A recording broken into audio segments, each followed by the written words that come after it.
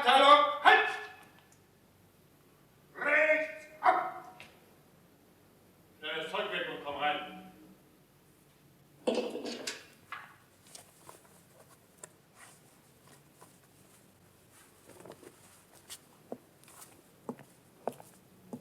Was rennst du mit so einem Weibergerät durch die Gegend?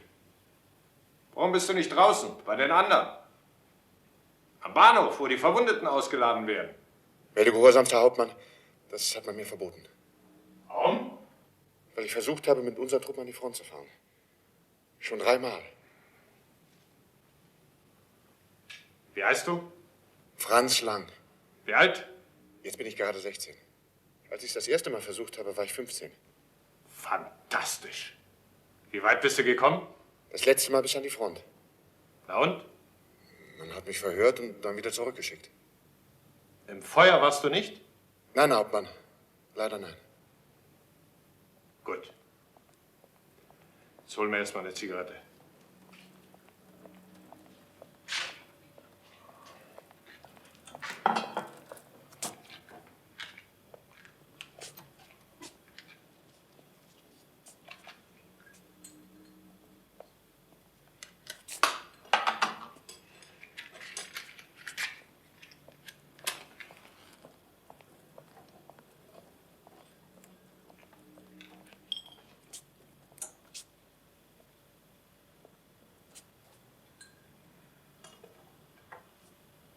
Raus.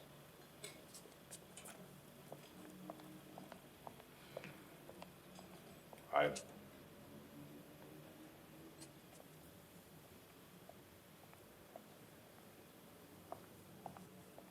Aus.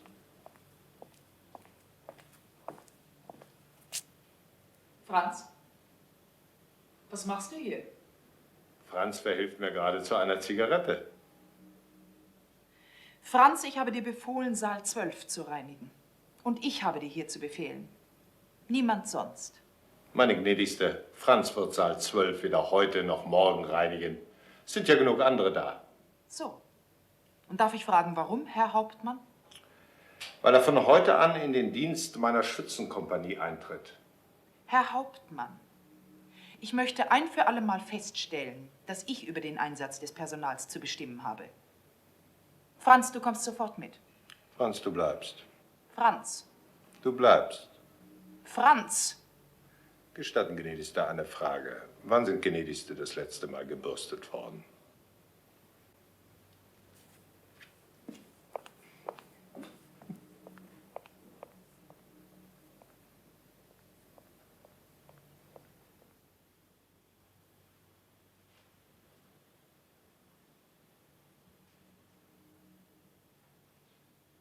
Ich bin sicher, dass sich gnädiges Fräulein doch noch entschließen werden, mit mir zu schlafen. Noch hier im Lazarett. Aber ganz bestimmt nicht, Herr Hauptmann. Warum? Gefalle ich Ihnen nicht? Doch, doch, Herr Hauptmann. Aber es wäre Sünde.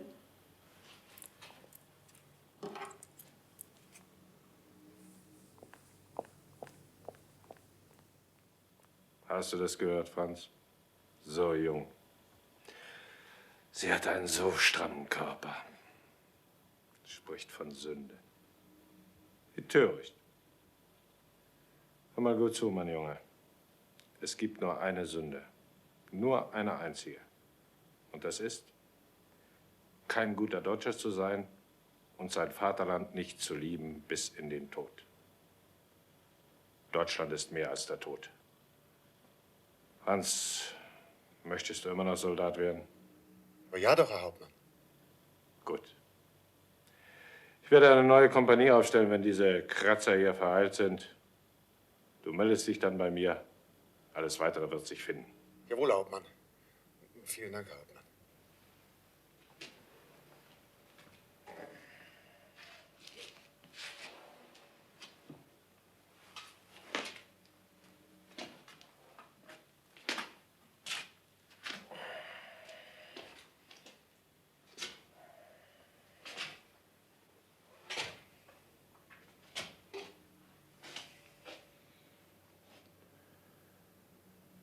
Hör gut zu, mein Junge. Jawohl, Herr Hauptmann. Für mich gibt es nur eine Kirche und die heißt Deutschland. Meine Kirche heißt Deutschland. Wiederhole das. Meine Kirche heißt Deutschland. Lauter. Meine Kirche heißt Deutschland.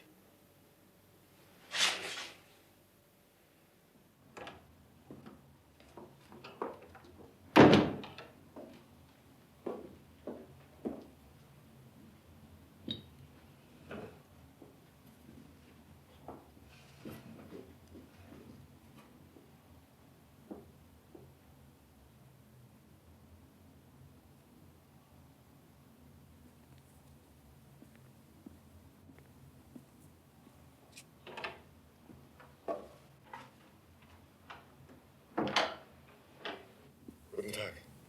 Guten Tag, Franz. Guten Tag, Guten Franz. Tag, Franz. Ich hol das Essen.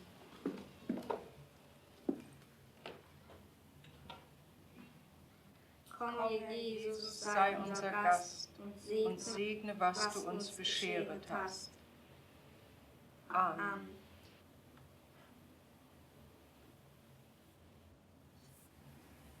Immer wieder Kartoffeln. Jeden Tag Kartoffeln. Hör mal zu, Bertha. Unsere Soldaten im Schützengraben, die haben nicht mal alle Tage Kartoffeln. Was weißt du denn schon davon? Bist du denn dort gewesen? Du weißt ganz genau, dass ich 3-mal versucht habe, an die Front zu kommen. Und jetzt arbeite ich immerhin in einem Lazarett. Das tue ich für Deutschland. Und du? Was tust du für Deutschland? Bertha, du solltest dich schämen. Das ist meine Sache, Mutter. Und was tust du für Deutschland?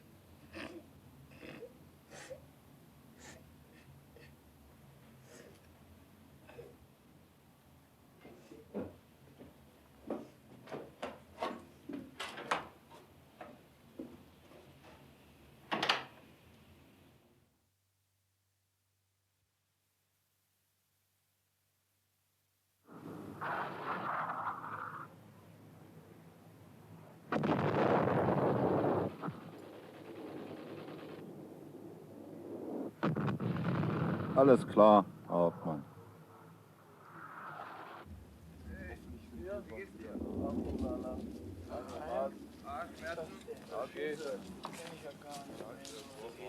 Ich hätte noch was mitgekriegt davon. Wie geht's dir mit der Hand?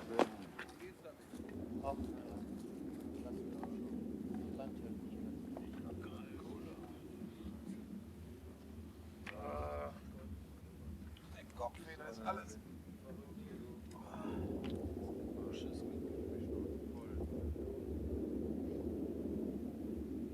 Lang, Becker, Schmitz.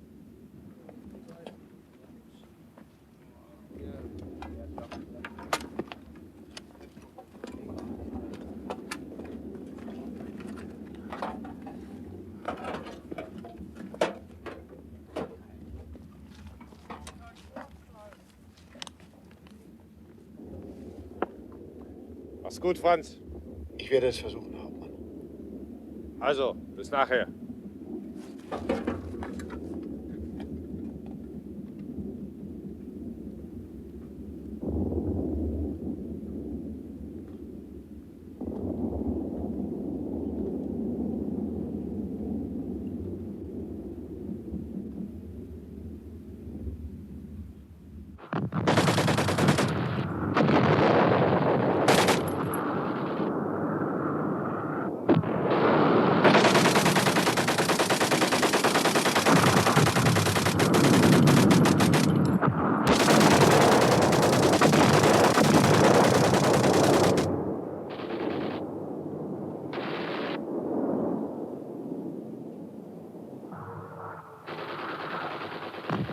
Im Fall, dass einer von uns leben bleibt, bringt er das MG zurück.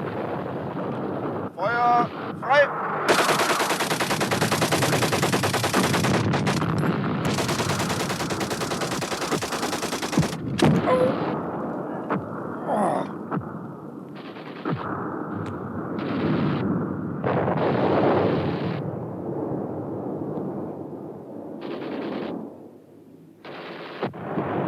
Schmitz!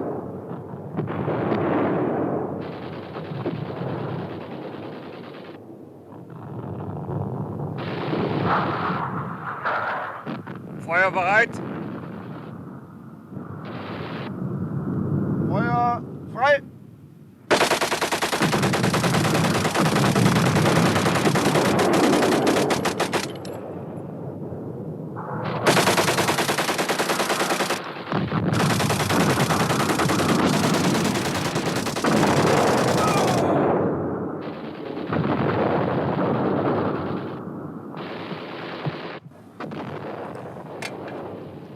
Dafür kämpfen wir.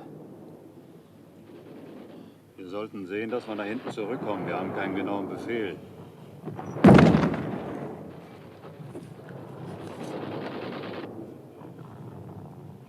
Zwei Tote von 4 sind genug. Der Unteroffizier hat befohlen, das MG zurückzubringen, wenn es Überlebende gibt. Der Unteroffizier hat gesagt, wenn es einen Überlebenden gibt. Ach Junge, du bist verrückt. Es besteht nicht der geringste Grund zu warten, bis wir auch noch draufgehen. Die da hinten wissen doch nicht, was der Unteroffizier gesagt hat. Mensch, ich habe eine Frau und 3 Kinder. Du bist doch selber noch ein Kind. Los, komm. Ich habe keine Lust, zerrissen zu werden. Die Munition ist auch gleich alle. Kannst ja gehen, wenn du willst. Aber ich bleibe hier. Und das MG auch. Quatsch doch nicht so kariert.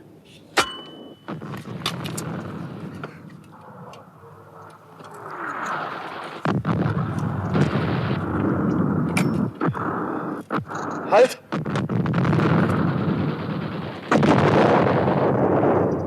Mach doch keinen Mist, du dummer Junge.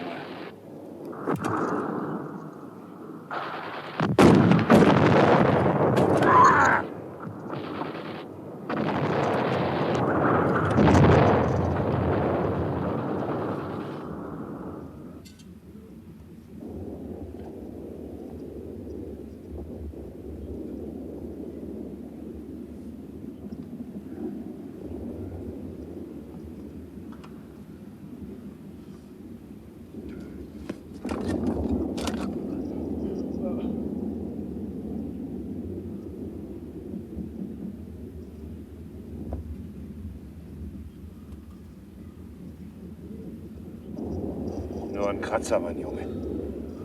Du wirst Unteroffizier, das verspreche ich dir.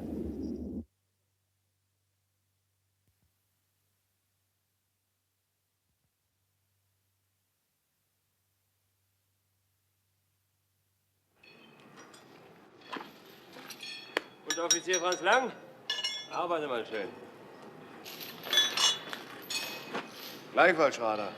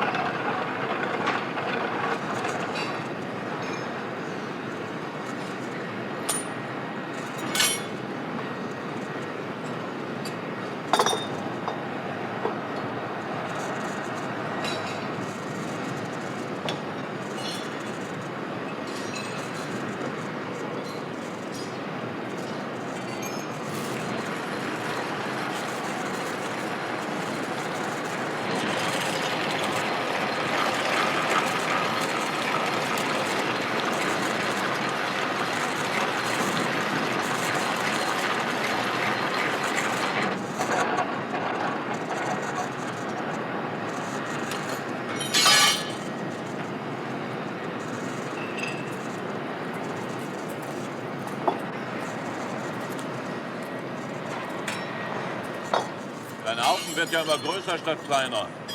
Du hältst mir den ganzen Betrieb auf.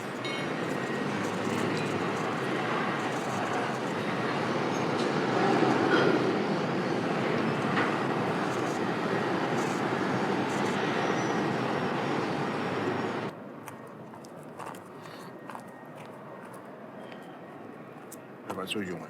Ich muss mit dir reden. Ich habe nichts gegen dich, aber so kann das nicht weitergehen. Merkst du gar nicht, dass ich mit deinem Tempo nicht Schritt halten kann? Ich gerate in Verzug. Und wenn ich in Verzug gerate, da kann mir die Gewerkschaft auch nicht mehr helfen. Du hast wahrscheinlich keine Ahnung, was das bedeutet. Nee. Ja, wenn das so weitergeht, dann schmeißt man mich raus. Bist du zum ersten Mal in der Fabrik? Ja. Was ist denn dein Vater? Mein Vater war Kaufmann. Er ist kurz vor Kriegsausbruch gestorben. Und vorher? Wo warst du da? Vorher, da war ich im Heer. Freiwillig gemeldet. Na klar. Hör mal zu. Du musst ab jetzt langsamer arbeiten. Wieso? Ich arbeite so schnell, wie es der Meister mir erklärt hat. Das müssen Sie doch am ehesten wissen. Sag nicht immer Sie zu mir. Du bist jetzt auch Arbeiter. Mit dem Kameraden, der vor dir da war. Da klappte das wunderbar. Pass mal auf. Du musst doch zugeben, dass es einige Stücke gibt, die schwerer zu bearbeiten sind wie üblich. Wie viel sind das deiner Meinung nach? Jedes 8. bis 10. Stück, was? Also, die Lösung des Problems ist ganz einfach. Ab morgen lässt sich jedes 4. Stück schwerer bearbeiten. Wieso jedes 4.? Ach, Sie meinen, ich soll so tun, als ob, was? Siehst du, Junge. Hast du kapiert? Nee, da mach ich nicht mit. Warum machst du nicht mit? Der Kamerad, der vor dir da war, hat das jahrelang gemacht. Keine Schwierigkeiten gehabt. Hast du Angst vor dem Meister? Ich habe keine Angst vor dem Meister. Ja, warum willst du denn da nicht mitmachen? Weil Sabotage ist. Was redest du denn da für Quatsch? Ich bin ein guter Arbeiter mein ganzes Leben lang gewesen. Ich habe nie Sabotage betrieben. Wir sind hier nicht beim Militär. Der Meister ist kein General. Du musst Rücksicht auf die Kameraden nehmen, sonst wirst du nie ein guter Arbeiter. Was ich dir vorschlage, ist nicht Sabotage. Das ist Solidarität. So ist das also. In der Hofschlosserei haben wir schon auf den alten Karl geflucht, weil er uns so viel Zeugs rüber schickt. Dabei war das gar nicht der alte Karl. Das war der kleine Franz. Ab morgen wird es aber wieder normal. Kommt nicht in Frage. Wie bitte? Ich sage, es kommt nicht in Frage. Ich bin dafür bezahlt, diese Arbeit zu verrichten. Und meine Pflicht ist es, sie gut zu verrichten. Du bist ja total bescheuert. Mensch, überleg doch mal.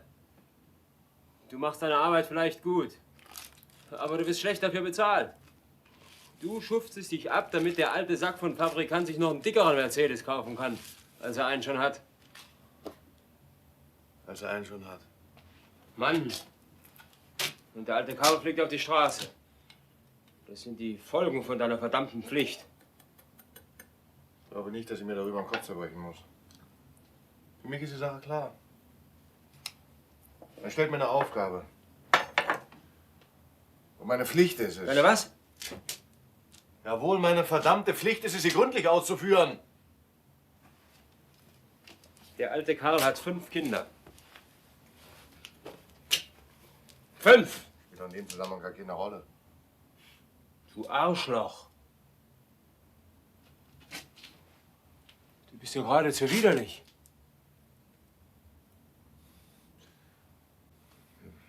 Wenn ich dir widerlich bin, dann bitte kann ich ja ausziehen. Wirklich, Franz. Manchmal frage ich mich, was mit dir eigentlich los ist. Irgendwie hast du eine Meise.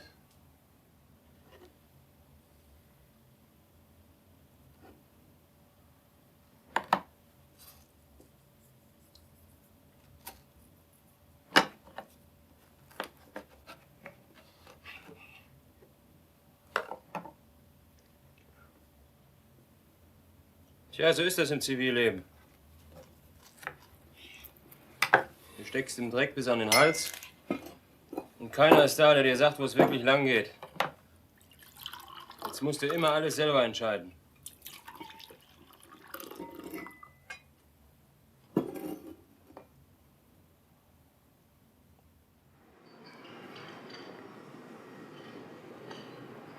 Na, mein Junge, ausgeschlafen? Ja, danke. Heute muss es klappen.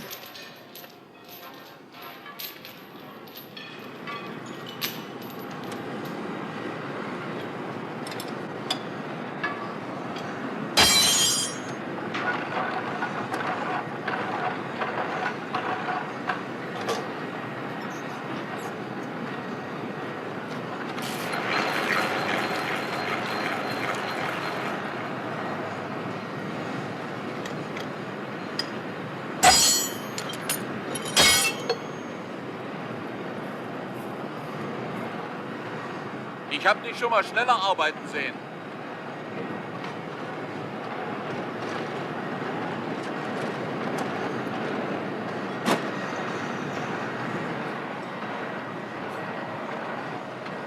Seid ihr bekloppt?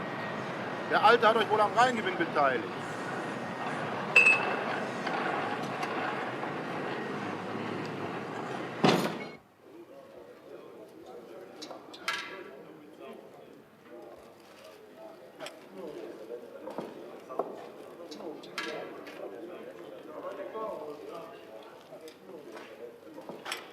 Die Herren gestatten? Bitte.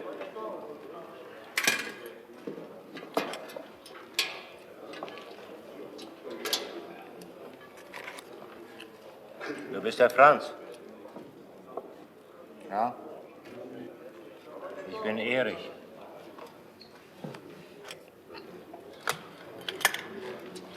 Du arbeitest zum ersten Mal in einer Fabrik. Ja? Was warst du vorher? Unteroffizier bei der Infanterie. Ich übrigens auch. Junge, Der Karl ist ein guter Kamerad. Und wir hätten es nicht gern, wenn er rausfliegt. Und du weißt genau, wer schuld dran wäre, wenn er fliegt. Und? Weiter? Ganz einfach. Du machst, was er dir vorgeschlagen hat. Das werde ich ganz bestimmt nicht machen. Du kleiner, mieser Schweinehund. Bist du verrückt?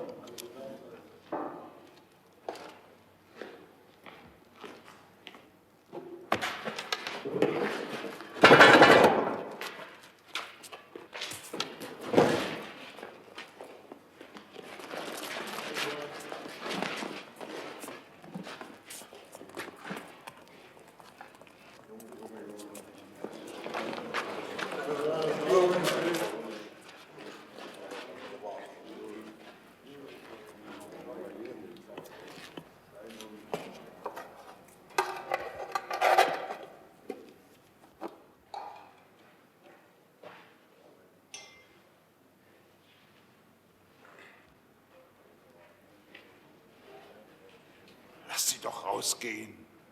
Lass sie doch.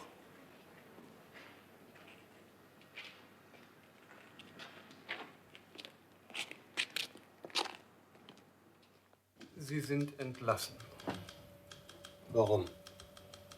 Tätlichkeiten gegen Kameraden. So schnell? Der Arbeiterrat. Das da draußen ist ein sogenannter Warnstreik. Und wenn wir sie nicht sofort entlassen, geht die Chose erst richtig los. Der Chef? Der Chef hat nachgegeben.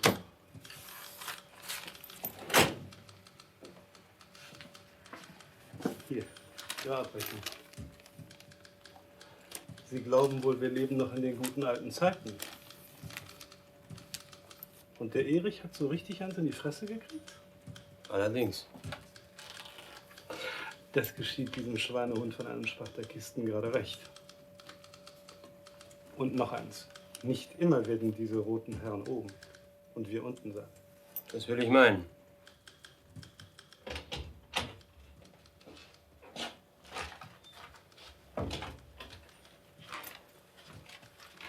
So. Was hast du jetzt davon? Hättest dich da nicht einmischen müssen. Erst doch. Ich glaube, es ist ganz gut, dass es so gekommen ist.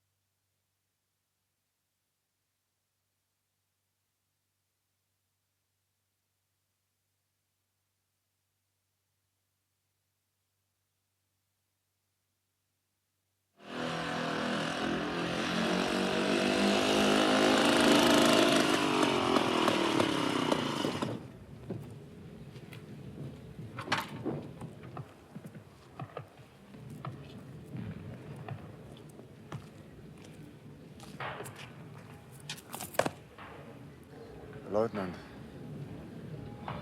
Einer von denen da, der da mit der Verwundung am Kopf. Der hat im Baltikum auf unserer Seite gekämpft. Ich kann mich auch noch an seinen Namen erinnern. Er heißt Henkel. Henkel mit CK. Vor Verdun bekam es EK1.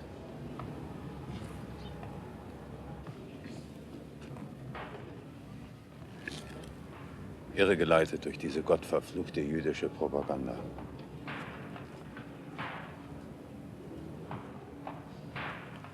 Scheiße. Nochmal Scheiße. An dem Befehl kann ich nichts ändern.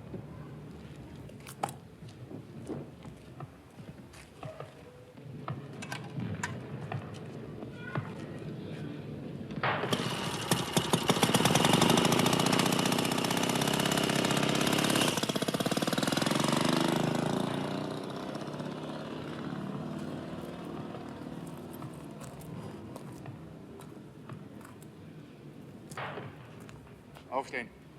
Los, aufstehen. Los. Hoch, aber ein bisschen Dalli.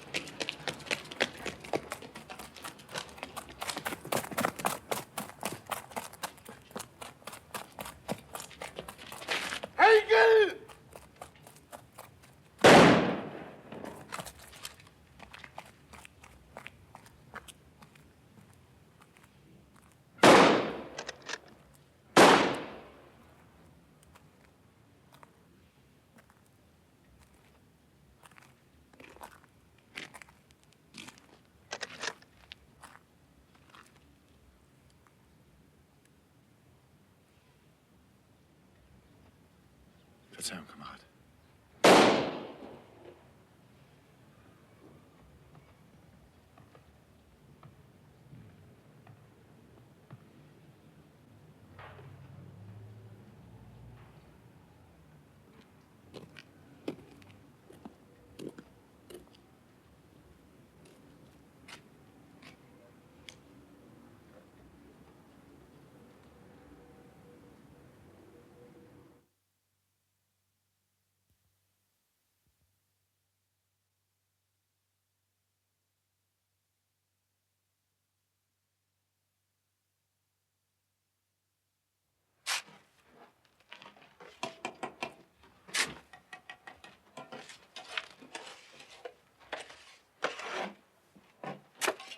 Los, Junge, Speis.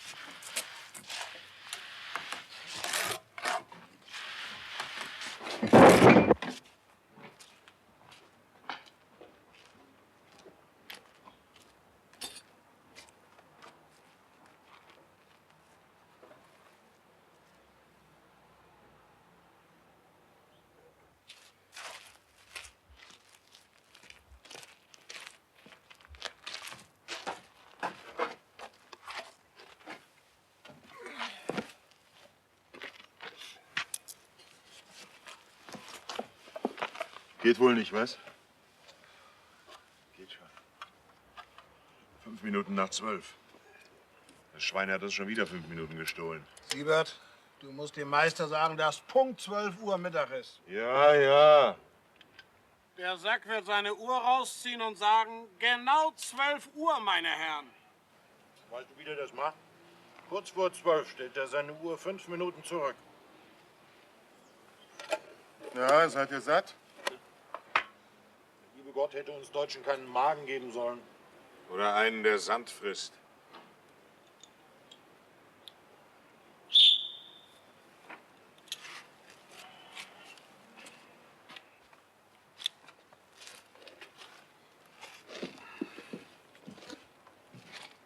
Wie steht es?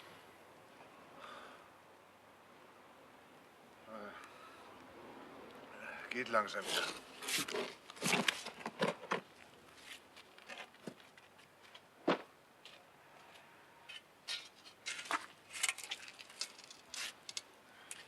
Ich verstehe das gar nicht. So ein Schwächling bin ich doch nie gewesen. Das hat nichts mit der Kraft zu tun, sondern mit dem Essen.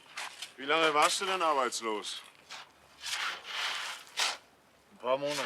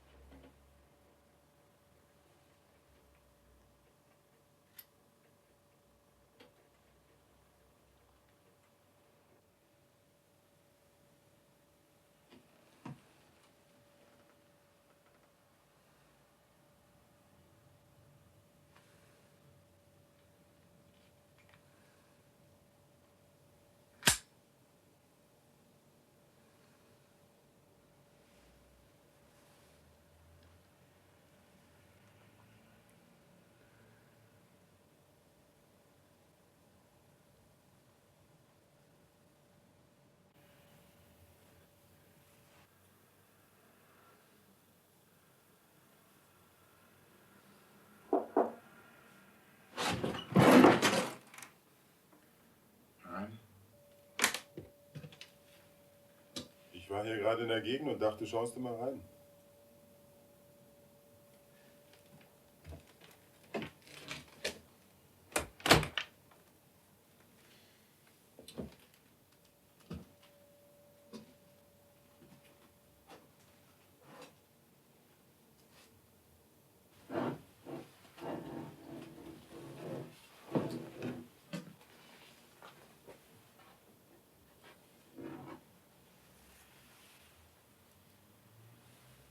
Vorsichtig ist geladen. Und entsichert auch.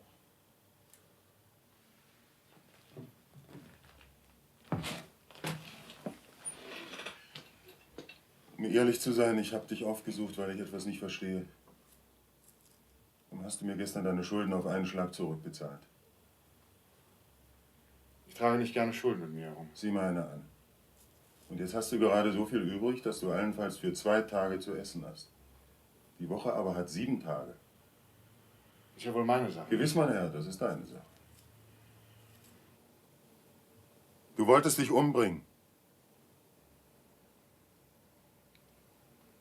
Das ist auch meine Sache. Nein, das ist nicht deine Sache, du Schweinehund. Und was wird aus Deutschland? Deutschland?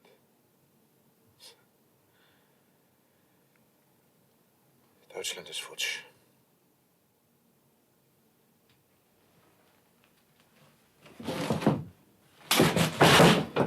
Du ein alter Freikorpsmann. So ein Schweinehund von einem Juden kann sagen, dass Deutschland futsch ist. Der Krieg geht weiter. Ob mit oder ohne Uniform. Du bist und bleibst Soldat. Da.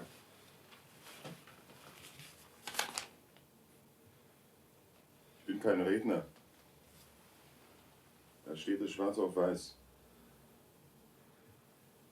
Da lies. lesen musst du. Laut. Deutschland ist nicht besiegt. Lauter.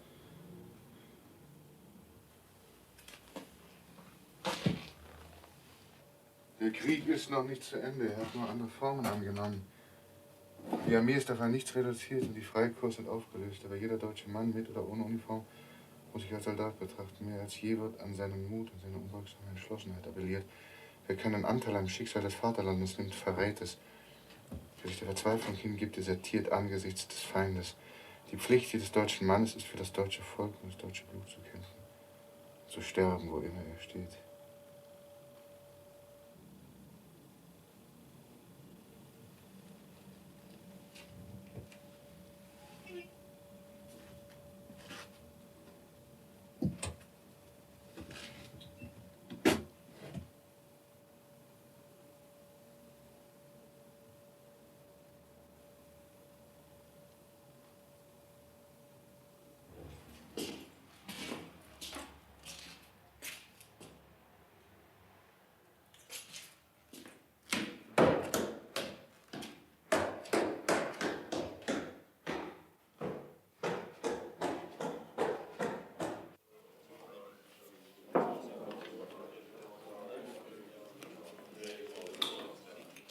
Tag.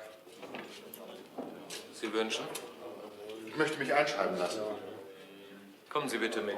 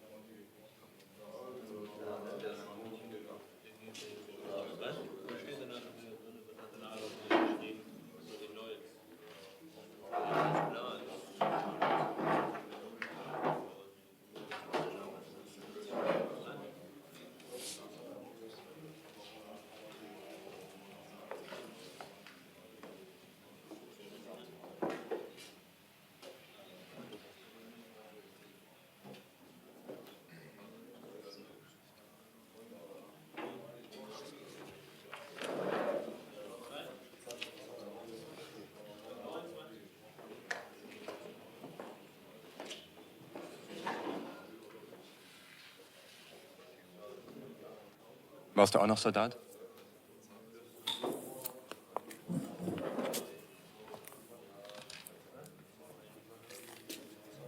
Ja. Bei der Infanterie. Miese Zeiten jetzt. Scheiß Republik. Aber das wird sich ändern. Glaub mir. Und du kannst dabei mithelfen.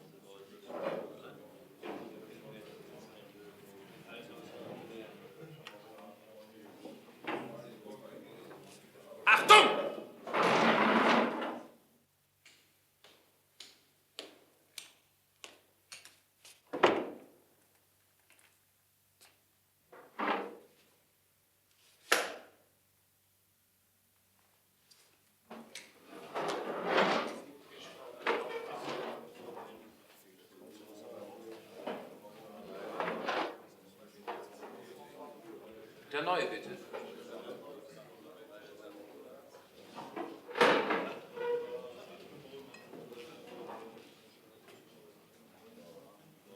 An. Ja, Oberschulführer. Wo arbeiten Sie? Bei der Firma Lingenfelser. Ist einer Ihrer Kameraden dort in der Partei?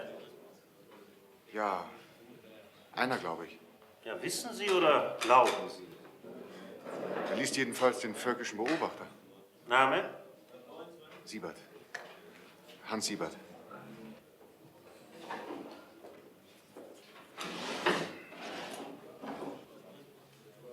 Westfront. Unter wem? Hauptmann Günther, gefallen. Drittes Bayerisches Infanterie. Aha. Freikorps. Bei wem? Oberleutnant Rosbach. Im Baltikum, an der Ruhr und in Oberschlesien. Siebert ist Mitglied. An allen 3 Kampfplätzen. Fantastisch.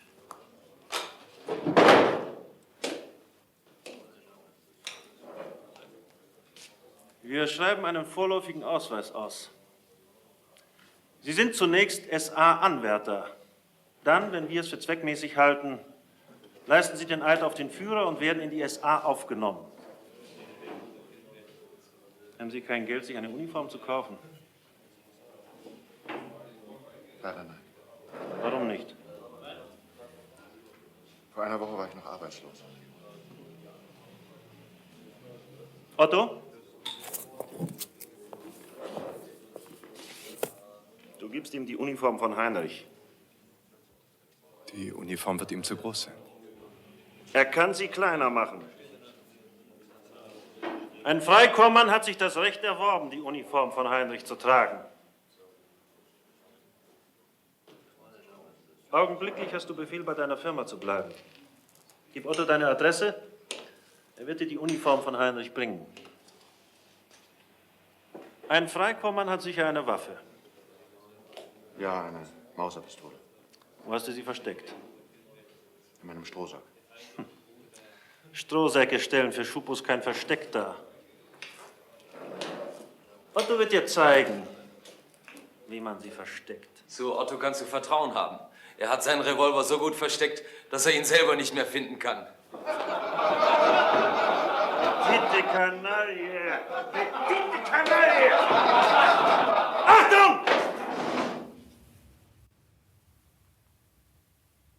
SA-Anwärter, der Führer erwartet von dir unbegrenzte Hingabe. Jawohl, Obersturmführer. Heil Hitler! Heil Hitler!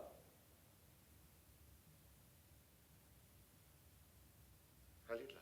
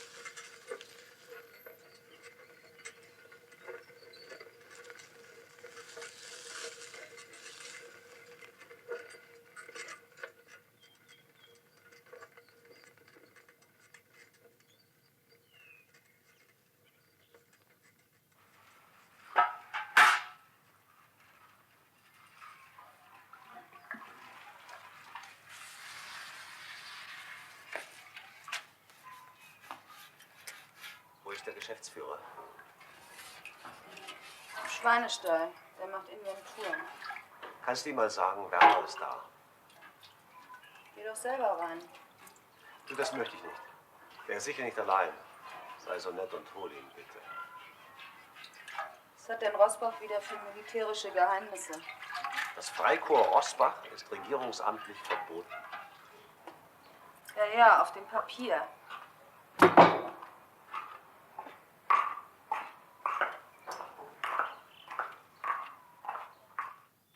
erinnerst dich noch an Cardo? Der damals mit unserer Kasse abgehauen ist. Du, der wagt es. Der ist wieder aufgetaucht. Wo hält er sich auf? Er hat sich im Luisenhof einquartiert und sucht Arbeit. Ich dachte, wir führen ihn dir vor. Ach nee, das ist zu viel Aufwand. Du schnappst ein paar Kameraden und verabfolgst ihm eine Tracht Prügel, dass er diese Gegend meidet wie die Pest. Ja, aber Menschenskind, das veruntreute Geld. Vergiss das Geld. Das dürfte sowieso längst alle sein. Viel wichtiger ist das. Er ist schon damals zu den Roten übergelaufen und hat sich ein Lenin-Bild in die Bude gehängt. Der muss einfach weg, verstehst du?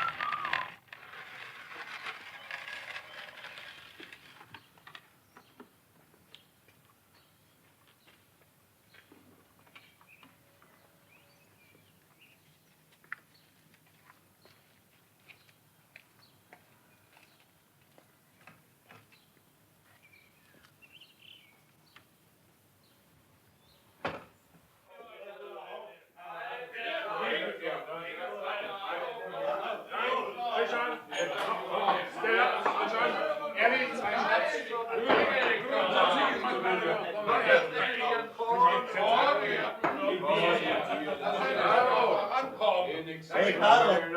Schläfst du? Hey, du Schlappschwanz! Carlo! Wunderbar! Wunderbar! Ich hab dir gesagt, lass ihn doch! Ich hab ihn nur mal gesagt. Na und? Eine Runde. Nein, du gibst eine Runde. Ich schon wieder. Gib Ich mir bin einen die Korn. wohl die Komm, ganze komm, Zeit gib hier mir eine aus. eine Zeit. Nein, Du trinkst einen Korn. ich trinke mein Bier aus. Du trinkst dein Bier. Und ich kaufe mir meinen Korn. Nein, ich werde dir... Ich kaufe mir meinen Korn alleine. Bitte, kauf ich dir alleine. Mein Bier auch gar nicht. Was bist du denn, ne? Also bist du nicht da. Kameraden, hier ist eine Mitgliedskarte der KPD. Habt ihr verstanden? Hier ist eine Mitgliedskarte der KPD. Zeig mal. Lass mal sehen. Zeig doch mal. Beschlagnahmen. KPD. Was ist denn das für ein Ding? Ich hab bereits 300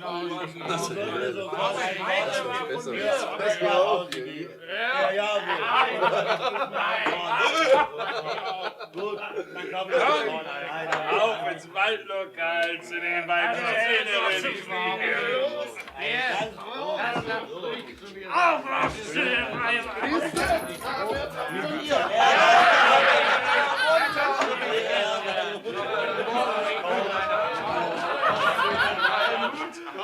meine Klamotten mit.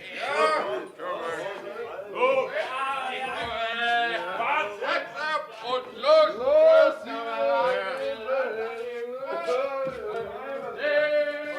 Schreib an, Willi. In der Tat, finster wie im Arsch einer Katze. Na komm, meine süße Kleine. Komm, komm. Du kommst schon schnell genug zu deinem Weiber.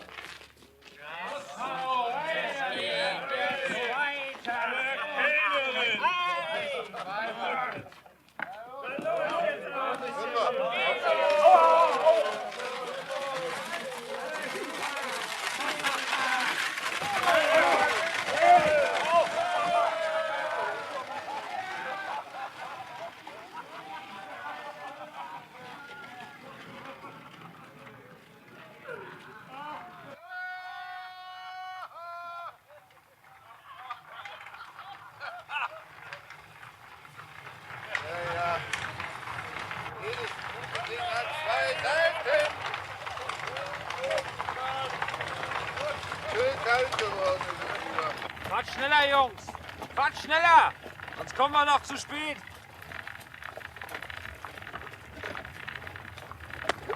Bist du verrückt, du Schwein? Ich bin nicht so unschuldig. Du weißt genau, was jetzt passiert. Du Lump! Was deutsche Männer aufgebaut haben, willst du verraten? So ergeht das allen kommunistischen Spitzen. Ich bin keiner! Los! Los!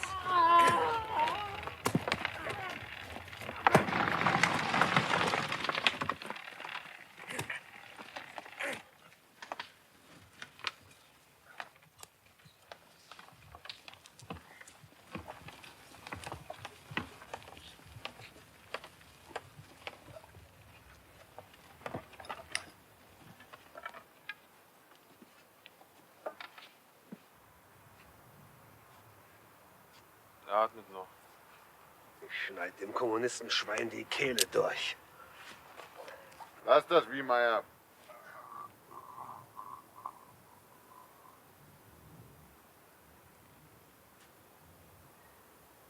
Bist du unsicher? Weg da.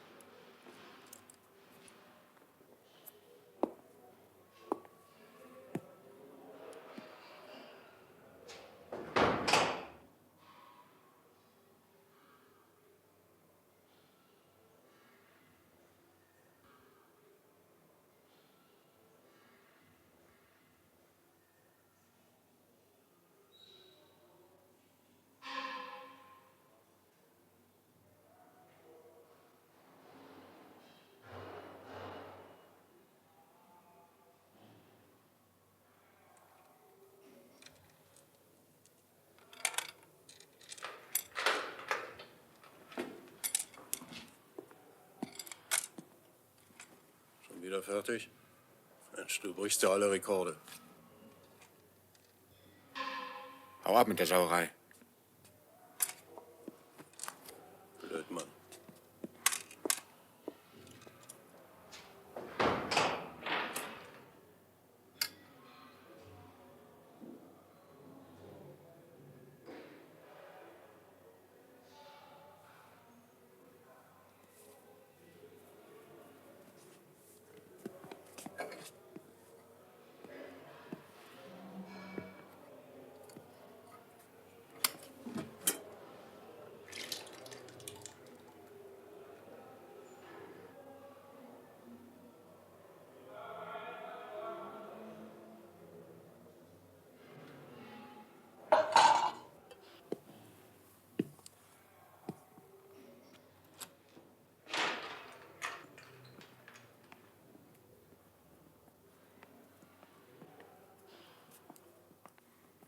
Was war denn gestern hier für ein Geschrei? Ein Kollege hat sich erhängt. Warum? Gnadengesuch abgelehnt. Woher weißt du denn das schon wieder? Beziehungen muss der Mensch haben. Du meinst, in den Arsch kriechen muss er können? Maul halten, los!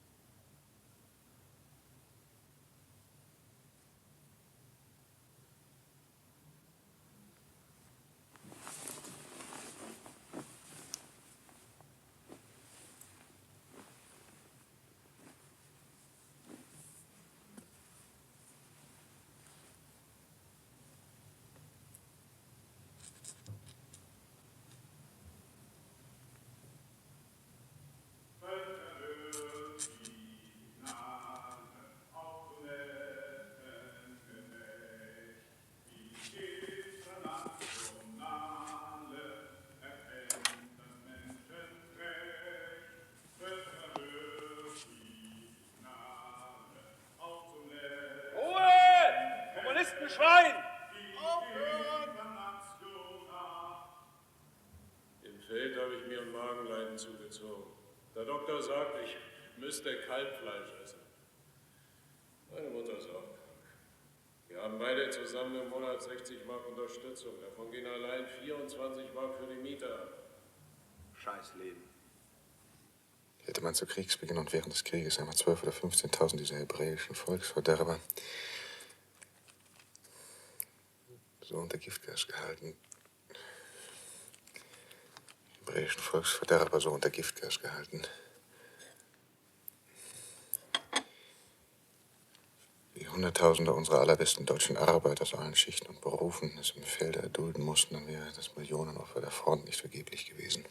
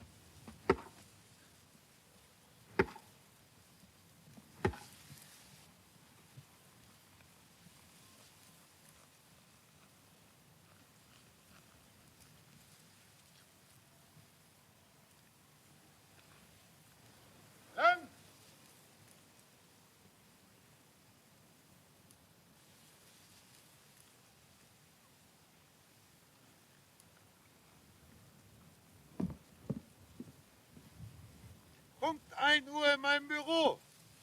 Jawohl, Herr Oberst.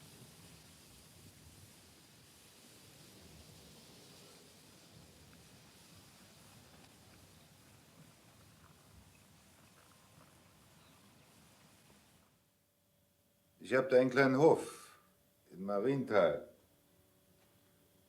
Er ist vollständig heruntergewirtschaftet. Es ist ein Drecksloch. Überall Wasser.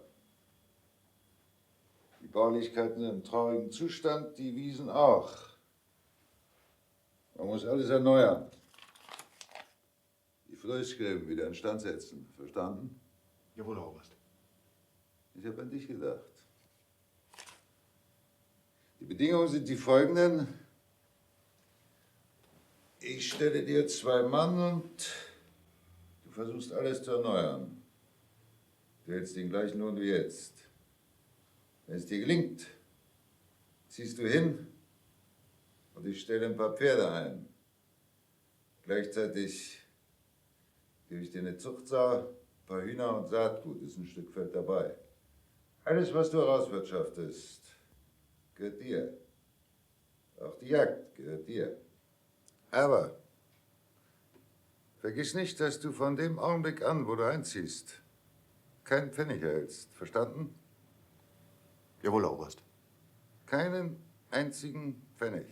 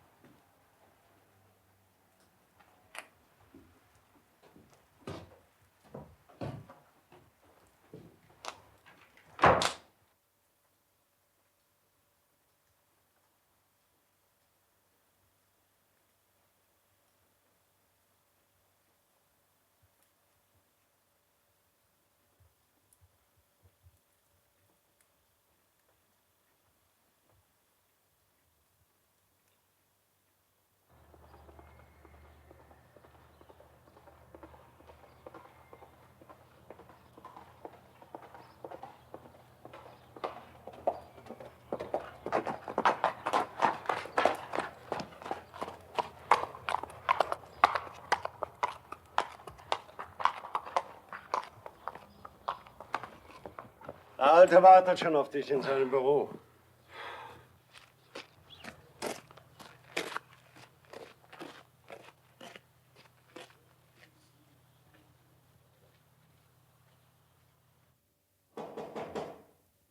Rein!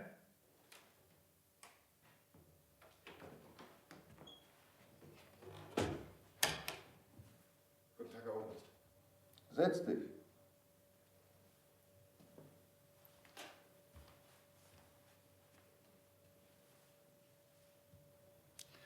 Du bist fertig, sagst du?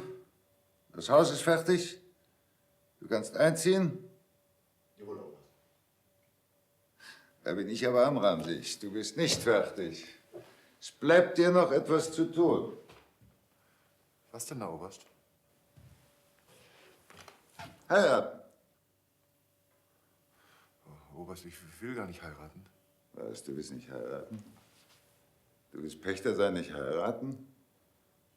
Ja, wofür hält sich denn?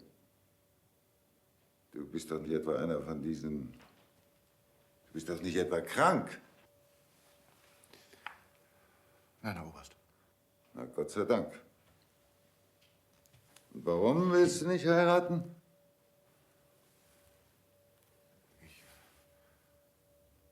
Ich habe einfach noch nicht daran gedacht. Merk dir Folgendes. Erstens, ein guter Deutscher muss Stammvater eines neuen Geschlechts werden. Und zweitens, auf ein Gut gehört eine Frau. Stimmt's?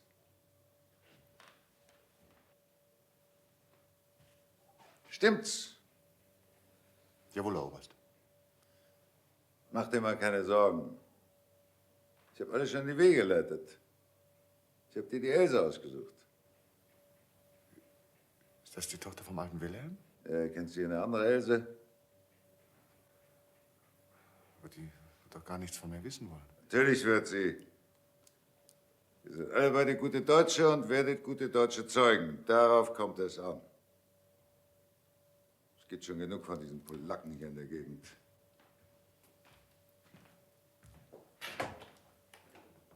Else, kommst du bitte?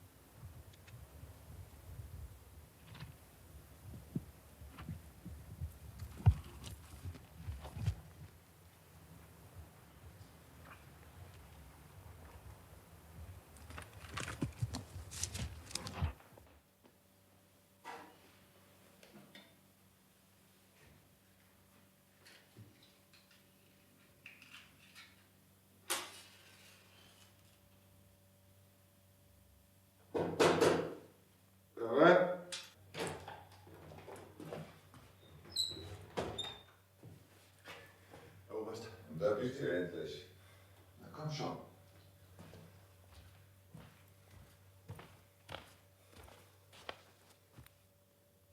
Das ist lang, Reichsführer.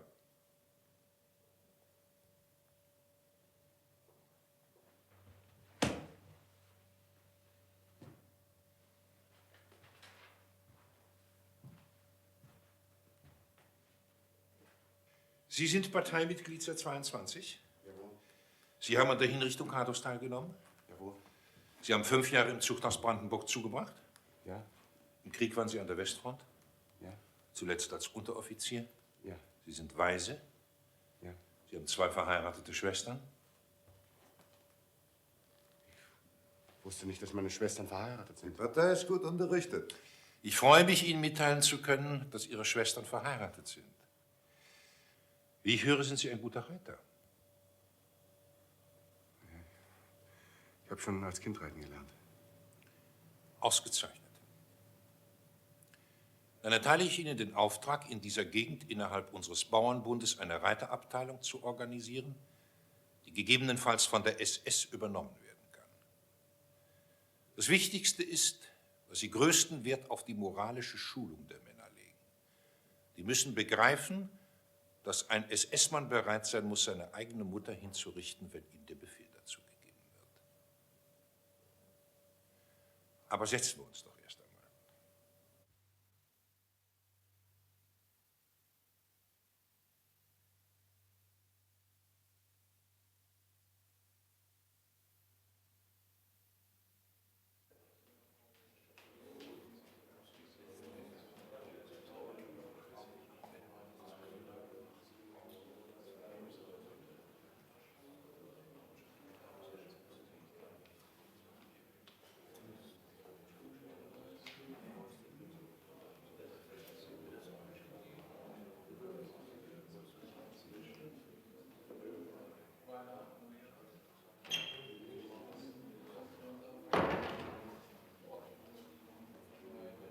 Unser Schafführer Land?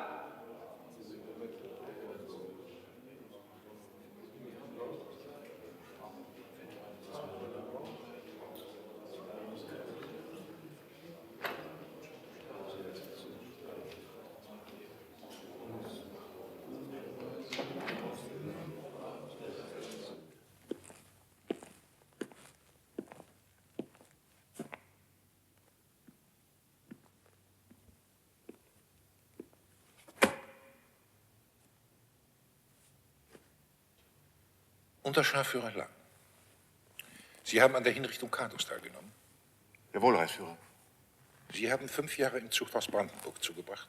Jawohl, Reichsführer. Im Krieg waren Sie an der Westfront, zuletzt als Unteroffizier? Jawohl. Sie sind Waise?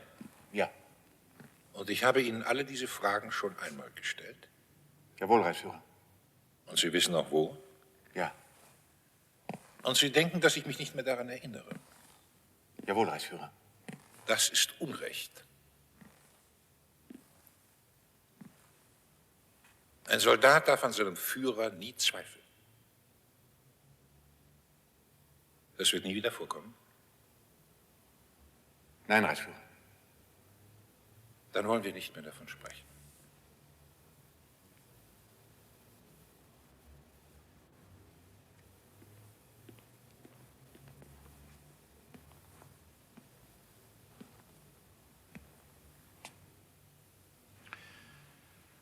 Unterscharführer, ich habe Gelegenheit gehabt, mir über Sie in Bezug auf Ihre SS-Arbeit ein Urteil zu bilden. Und ich muss sagen, Ihre Tätigkeit für unsere Idee zeugt von wahrhaft deutscher Genauigkeit. Ihre besondere Stärke ist die Praxis.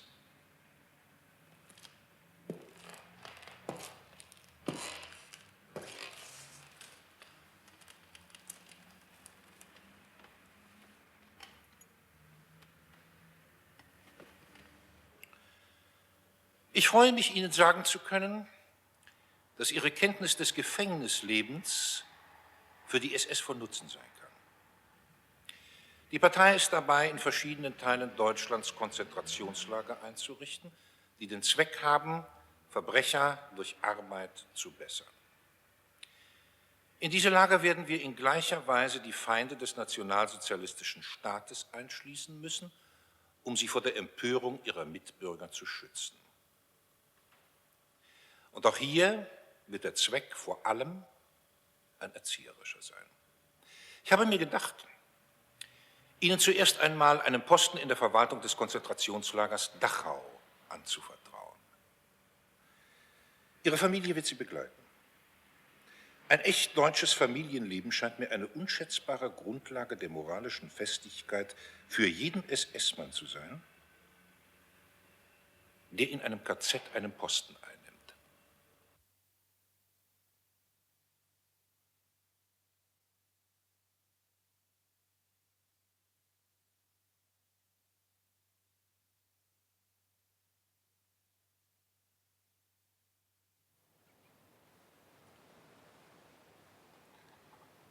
Unsere Lage wird sich natürlich erst dann verbessern, wenn ich Offizier bin. Du hast doch immer Offizier werden wollen. Ja. Warum zögerst du dann?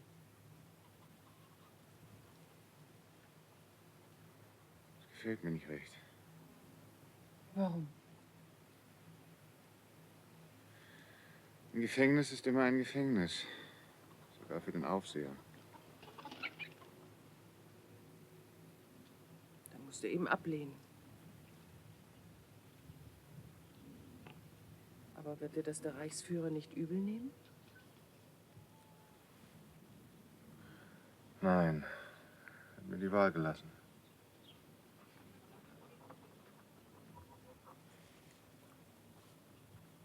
Wie ist es denn mit dir? Hat es dir gefallen? Nein, ganz und gar nicht. Aber du brauchst keine Rücksicht darauf zu nehmen, was ich will. Der Reichsführer meint, dass ich als Kommandant in einem KZ der Partei am nützlichsten bin. Warum meint er das? Weil ich selber 5 Jahre lang Gefangener war.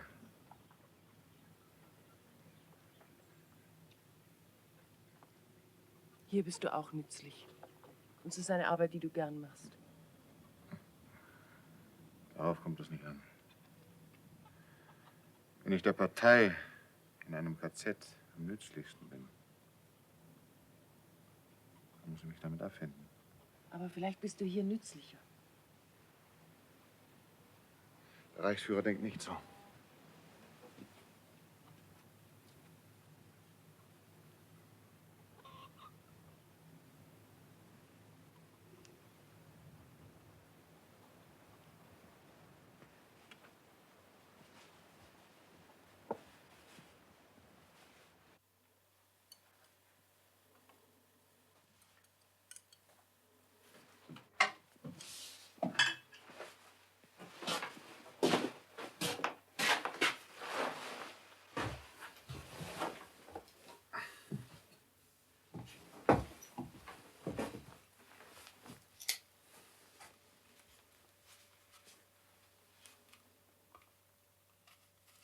Man hat freie Wohnung? Natürlich. Heizung und Verpflegung frei. Jedenfalls für mich. Außerdem gibt's Prämie. Und du kannst zu Hause bleiben. Ach, darum geht's nicht. Ich finde, du arbeitest zu viel. Ich fühle mich ganz wohl.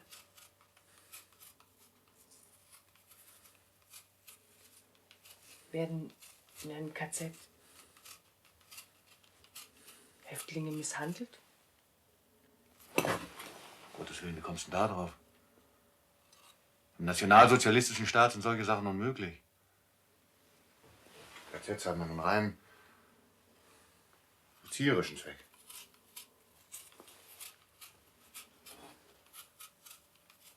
Offizier zu werden war immer dein Traum. Ja. Aber nicht in einem Lager. Also gut, dann lehne ab. Der Reichsführer meint, dass ich in einem KZ der Partei am nützlichsten bin.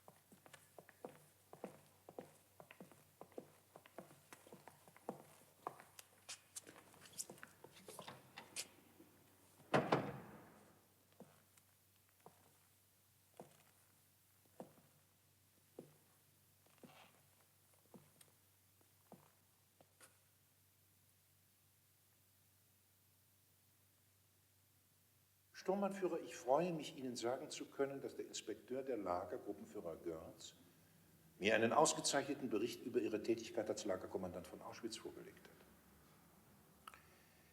Andererseits erfahre ich, dass Sie mich in einem Gesuch darum bitten, an die Front gehen zu dürfen. Jawohl, Reichsführer. Soll ich das so verstehen, dass Sie einem vaterländischen Gefühl gehorchen? Oder gefallen Ihnen Ihre Aufgaben in Auschwitz nicht? Ich gehorche einem vaterländischen Gefühl, Reichsführer. Das habe ich nicht anders erwartet. Aber es kann natürlich gar keine Rede davon sein, Ihre Verwendung zu ändern. Im Hinblick auf gewisse Projekte betrachte ich Ihre Anwesenheit in Auschwitz als unerlässlich. Bei diesen Projekten handelt es sich nicht etwa nur um ein gewöhnliches Dienstgeheimnis, sondern um ein wirkliches Staatsgeheimnis, um eine geheime Reichssache. Sturmbannführer, ich bitte Sie, mir bei Ihrer Ehre als SS-Offizier zu schwören, dass Sie dieses Geheimnis niemandem offenbaren werden.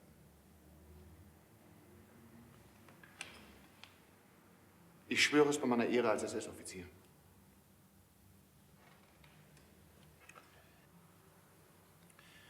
Ich mache Sie darauf aufmerksam, dass Sie verpflichtet sind, dieses Geheimnis niemandem mitzuteilen. Auch nicht Ihrem vorgesetzten Gruppenführer Görz. Das ist keineswegs ein Ausdruck des Misstrauens gegenüber Görz. Der wird später davon in Kenntnis gesetzt werden, zu einem Zeitpunkt, den ich für richtig erachte. Der Führer hat die endgültige Lösung des Judenproblems in Europa befohlen.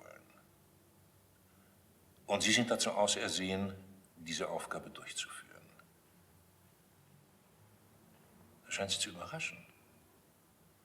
Die Idee, mit den Juden Schluss zu machen, ist doch nicht neu. Nein, Reichsführer, ich bin nur überrascht, dass man dabei an mich gedacht hat. Aha. Also alles hübsch der Reihe nach. Der Führer weiß natürlich ganz genau, dass, wenn wir die Juden jetzt nicht ausrotten, Sie später das deutsche Volk ausrotten werden. Die Frage stellt sich also folgendermaßen: Sie oder wir? Ich habe das Lager Auschwitz als Ort der Vollstreckung gewählt, weil es im Schnittpunkt von 4 Eisenbahnlinien liegt und für Transporte leicht erreichbar ist. Sie habe ich wegen Ihres Organisationstalentes gewählt und wegen Ihrer seltenen Gewissenhaftigkeit. Sie müssen wissen, dass in Polen bereits 3 Vernichtungslager bestehen. Diese Lager befriedigen aber nicht. Erstens, sie sind zu klein. Zweitens, sie werden nicht besonders gut verwaltet. Drittens, die dort angewandten Methoden sind wahrscheinlich mangelhaft. Nach dem Bericht des Lagerkommandanten von Treblinka beispielsweise hat er in 6 Monaten nicht mehr als 80.000 Einheiten liquidieren können. Dieses Ergebnis ist einfach lächerlich. In 2 Tagen wird Obersturmbannführer Eichmann Sie in Auschwitz aufsuchen und Ihnen das Tempo und den Umfang der Transporte für die nächsten Monate mitteilen. Nach seinem Besuch begeben Sie sich in das Lager Treblinka und liefern mir im Hinblick auf die mittelmäßigen Ergebnisse eine konstruktive Kritik der dort angewandten Methoden. Und in 4 Wochen, in exakt 4 Wochen, liefern Sie mir einen genauen Plan im Maßstab der historischen Aufgabe, die Ihnen obliegt. Haben Sie Einwände? Nein, Reichsführer. Haben Sie noch irgendwelche Bemerkungen zu machen? Nein, Reichsführer. Das ist ein Befehl des Führers. Sie haben jetzt die schwere Mission, diesen Befehl auszuführen. Jawohl, Reichsführer.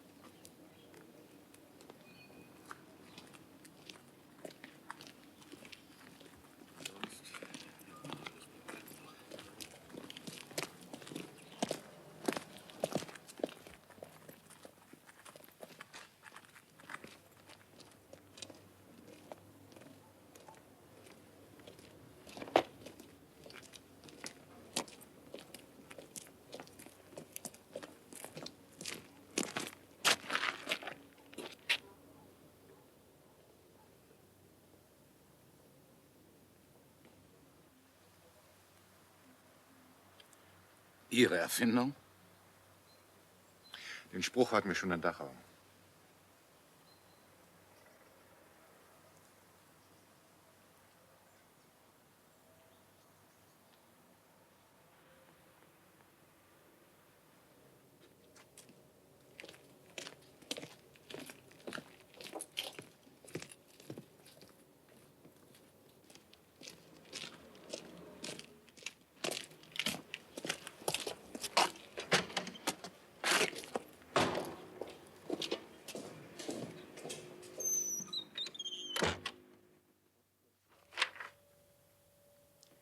Wenn ich also die runde Summe von 500.000 Einheiten für die ersten 6 Monate zugrunde lege, komme ich auf einen monatlichen Durchschnitt von ungefähr 84.000 Einheiten. Das heißt 2.600, 2.800, die binnen 24 Stunden der Sonderbehandlung zu unterwerfen wären. Das ist eine ungeheure Zahl. Irrtum. Sie vergessen, dass es unter den 500.000 Einheiten wahrscheinlich eine ziemlich große Zahl von Arbeitsfähigen geben wird, die Sie nicht zu behandeln haben. Meiner Meinung nach heißt es nur dem Problem ausweichen. Nach meiner Erfahrung als Lagerkommandant beträgt die durchschnittliche Dauer der Verwendungsmöglichkeit eines Häftlings zur Arbeit 3 Monate. Danach wird er arbeitsunfähig. Also angenommen, bei einem Transport von 5.000 Einheiten wären 2.000 Arbeitsfähige, so ist doch klar, dass diese 2.000 nach 3 Monaten zu mir zurückgeschickt werden, damit ich sie behandle. Na gut, aber Sie haben wenigstens Zeit gewonnen.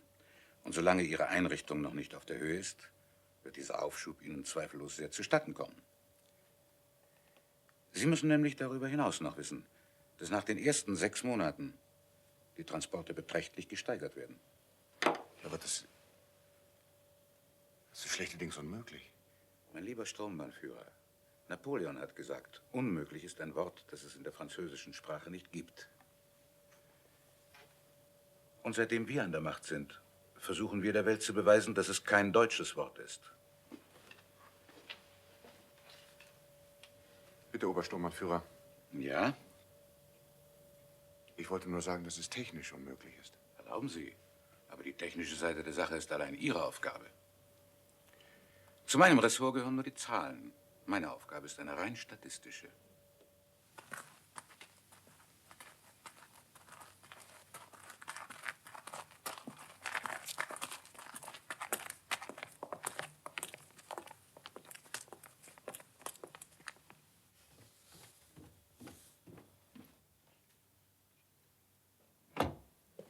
Ah, Else. Darf ich den Obersturmbannführer Eichmann vorstellen? Meine Frau. Guten Tag. Guten Tag.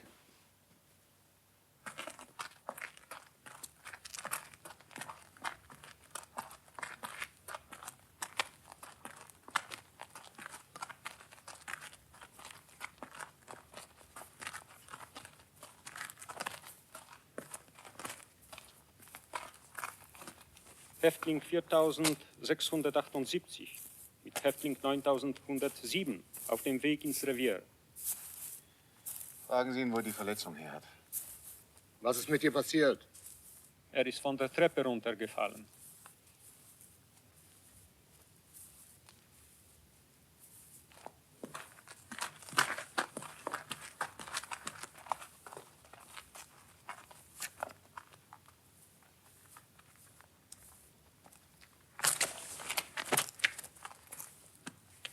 Kto cię tak pobił?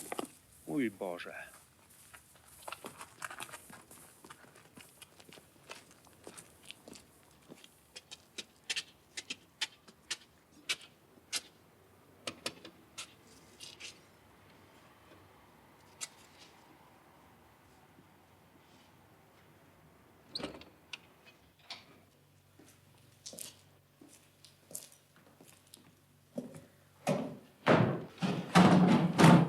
Oberscharführer Seifert und ein Rottenführer in der Stube. Auf dem Gang ein Rottenführer und 5 Neueingänge.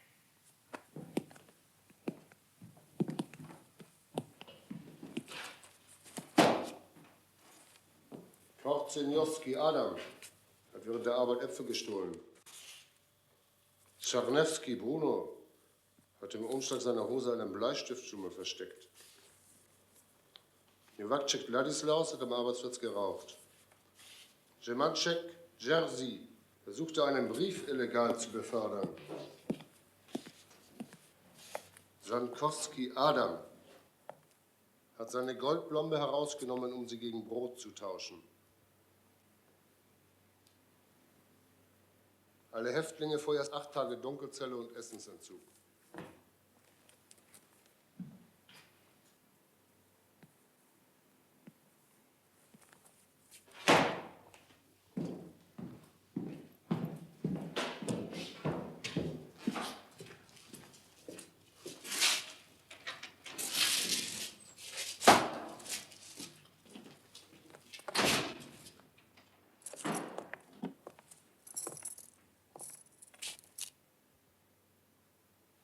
Links ab. Ohne Tritt in den Keller. Marsch!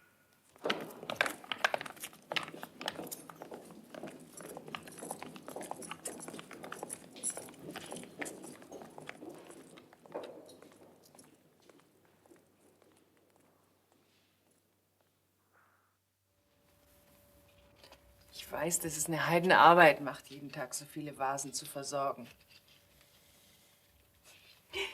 Aber wie ich schon mal gesagt habe, ohne Blumen könnte ich einfach nicht leben. Es ist ein wahres Glück für mich, dass ich dich als Gärtner bekommen habe. Für mich bist du ein richtiger Künstler. So auf deine Art. Wenn du fertig bist, geh in die Küche und lass dir von Jadwiga was zu essen geben.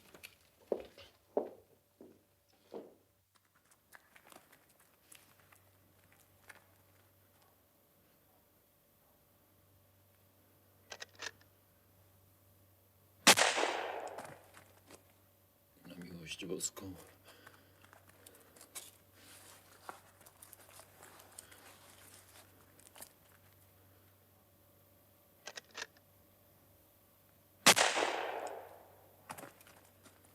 Matko Boska Święta.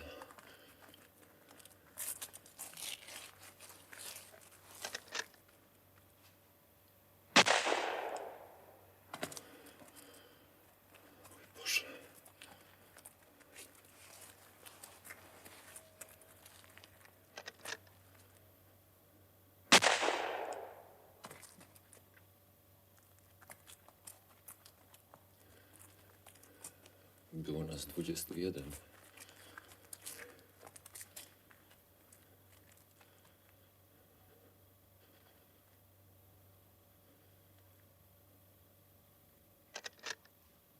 Niech żyje Polska! Akademik! Ja Stulpen! Ist da wer? Kommt noch mal. Ist da noch jemand? Ich hab doch da eben polnisches Gequatsche gehört.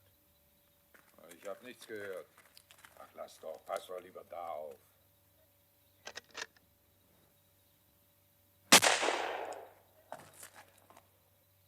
Ist noch was für heute?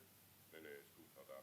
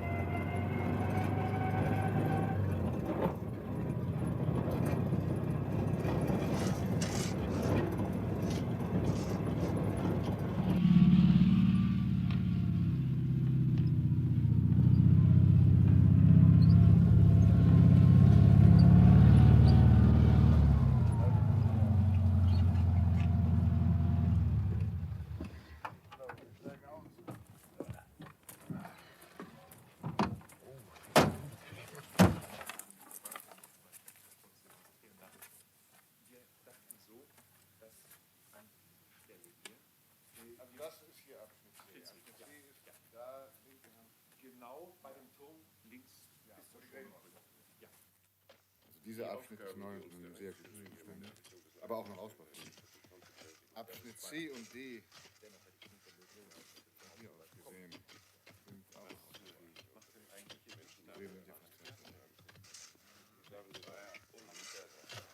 Ja, alle Vorstelle ist jetzt den von der Bürgerdivision.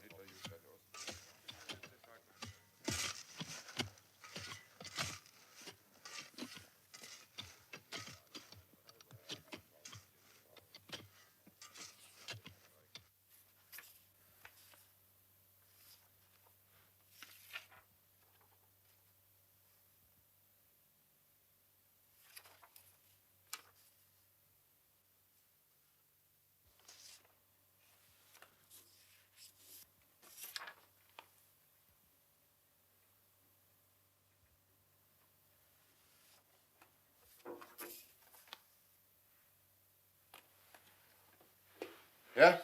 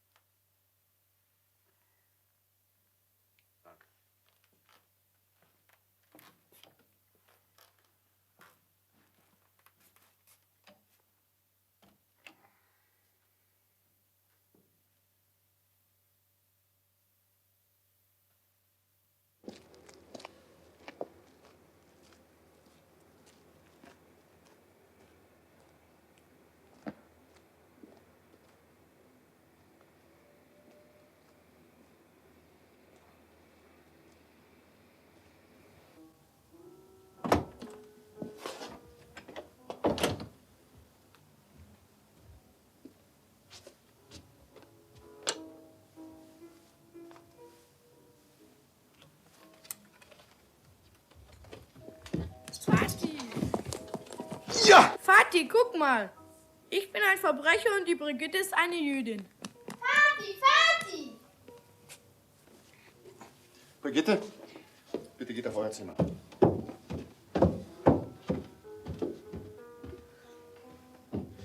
Else! Else!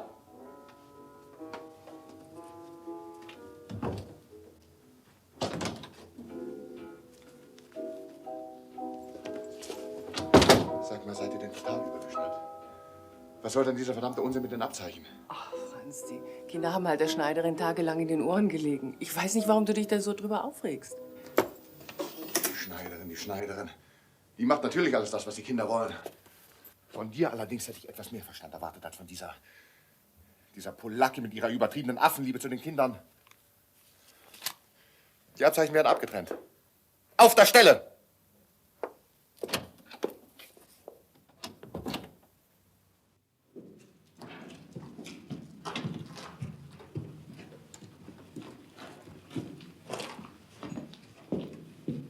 Setzler! Ja?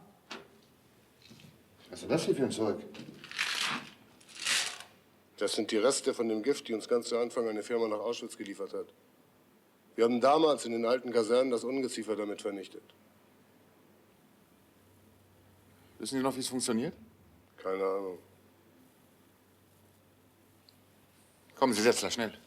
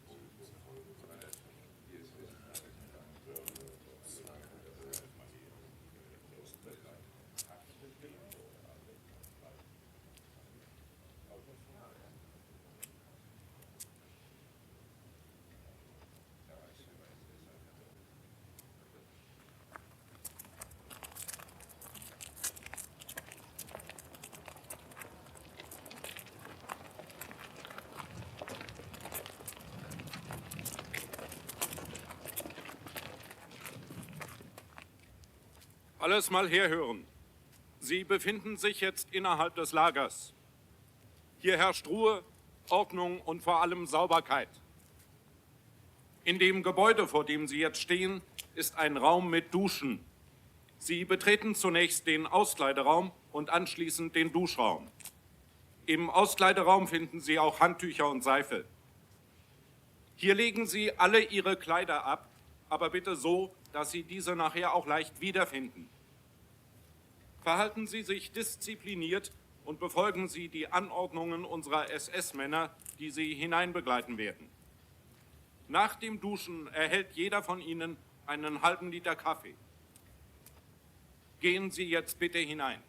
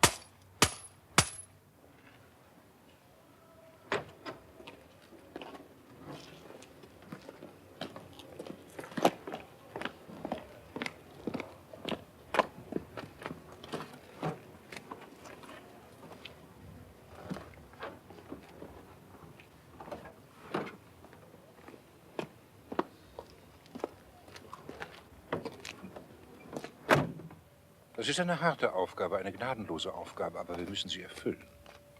Das Gebäude ist im Prinzip richtig, aber es genügt bei weitem nicht. Das müssen Sie ganz klar sehen, Sturmbannführer. Jawohl, Reichsführer.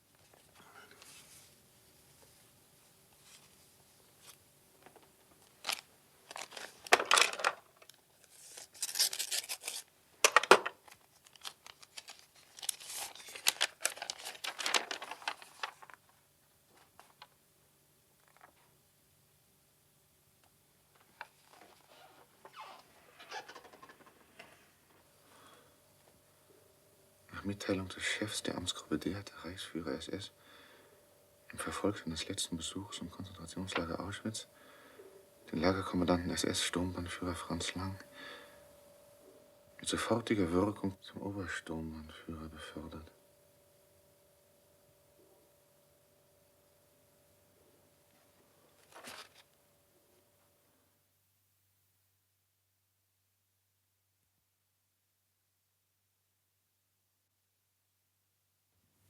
Danke, ich rauche nicht mehr.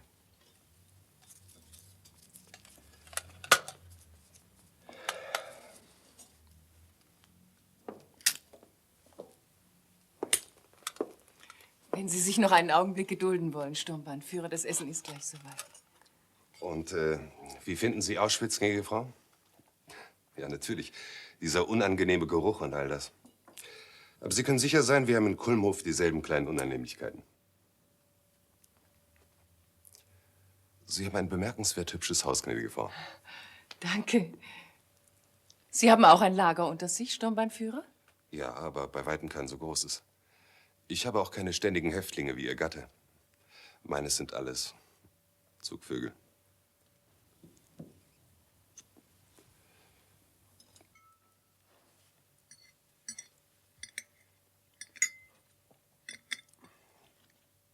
Fehlt Ihnen die Heimat nicht ein bisschen, gnädige Frau? Polen ist ein tristes Land. Aber ich glaube, allzu lang wird es nicht mehr dauern. Bei dem Tempo, mit dem unsere Männer vorgehen, werden wir binnen kurzem im Kaukasus sein. Und dann kann sich der Krieg nicht mehr allzu lange hinziehen. Diesmal werden wir noch vor dem Winter fertig sein. Bin felsenfest davon überzeugt. In 2 Monaten höchstens.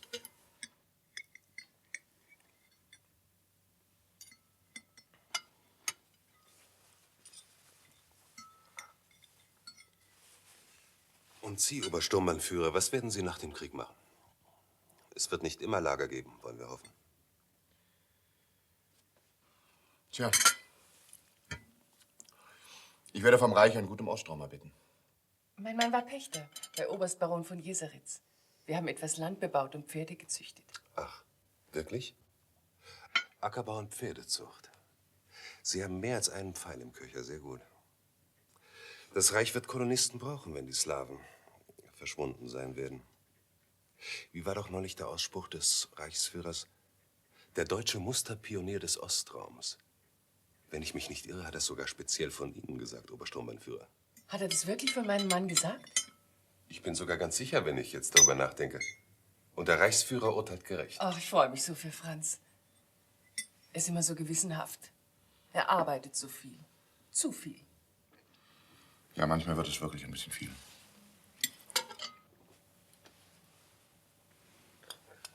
Großartig. Sie leben in Auschwitz wirklich wie Gott in Frankreich, gnädige Frau.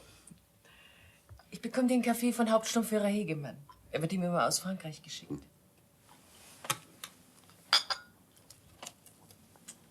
Danke. Das Lagerleben könnte so schön sein.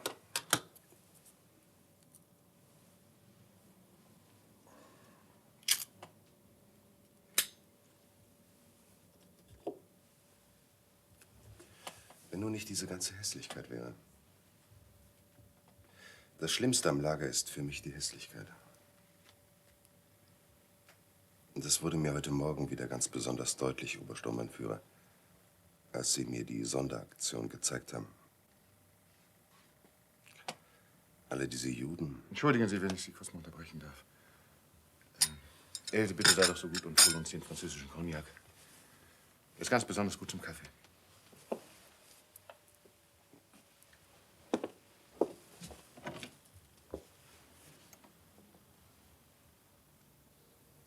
Die sind fast alle so hässlich. Ich habe sie mir genau angesehen, als sie in die Gaskammern ging. Und nach der Vergasung diese nackten Gestalten. Besonders die Frauen. Scheußlich. Und dann auch diese Stellungen. Zum Teil gemein. Richtig schmierig. Das war für mich wie ein Gemälde vom Bruegel. Schon weil sie so hässlich sind, verdienen sie den Tod. Und dann noch der Gestank. Bitte, Sturmbannführer. Meine Frau weiß von all dem nichts. Kennen Sie Bruegel? Ich meine Bruegel. Nicht den Älteren, auch nicht den anderen. Den Höllenbruegel. So nennt man ihn, weil er immer wieder die Hölle malte. Danke, Else.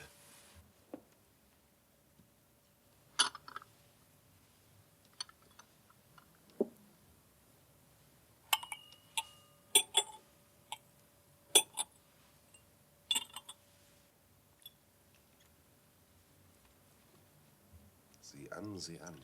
Noch mehr der guten Sachen. Alles von Hauptsturmführer Hegemann. Er hat Freunde in Frankreich. Ein wunderbares Land, Frankreich. Waren Sie schon mal in Frankreich, gnädige Frau?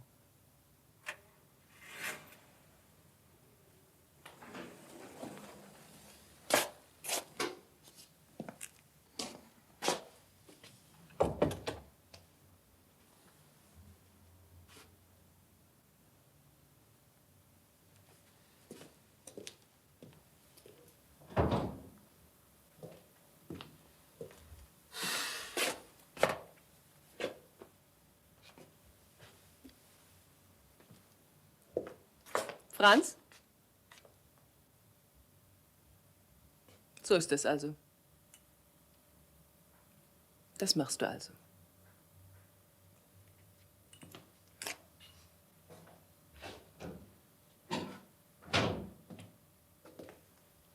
Was willst du damit sagen?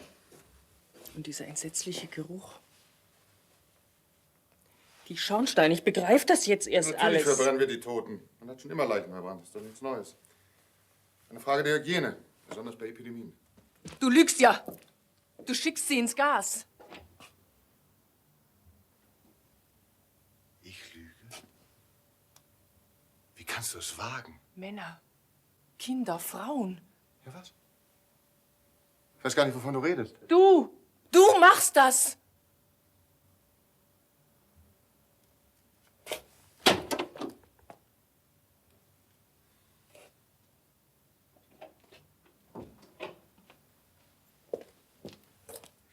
Wenn du glaubst, dass ich das gerne tue. Du bringst sie um.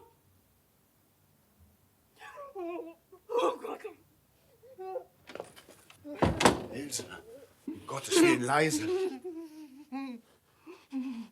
Ganz ruhig.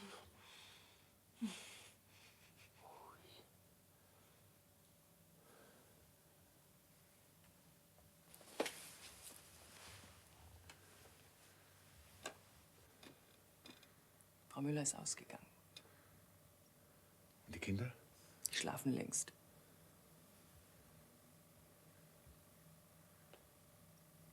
Ilse, du musst das verstehen. Wir sind nur Arbeitsunfähige.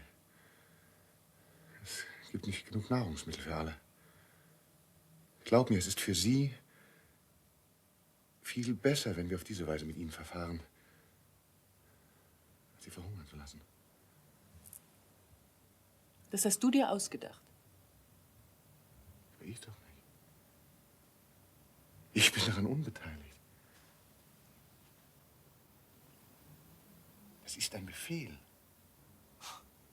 Wer hätte einen solchen Befehl geben können? Der Reichsführer. Warum? Ja, warum?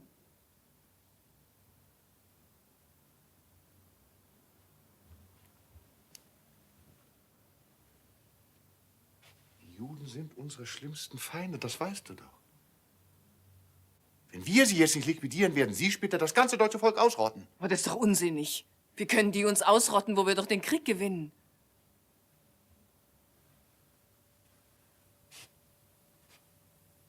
Das ist ein Befehl.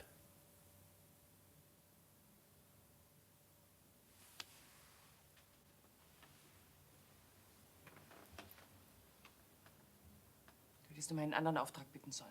Ich habe es getan. Ich habe mich an die Front gemeldet. Der Reichsführer hat abgelehnt. Dann hättest du dich weigern müssen, zu gehorchen. Was du da sagst, das ist... Das geht gegen die Ehre. Und was du jetzt tust?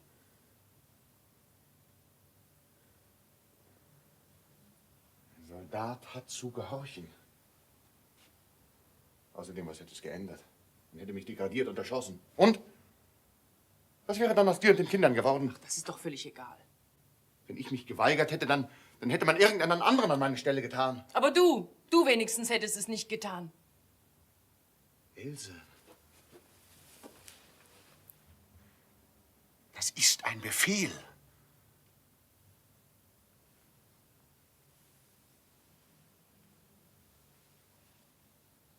Befehl.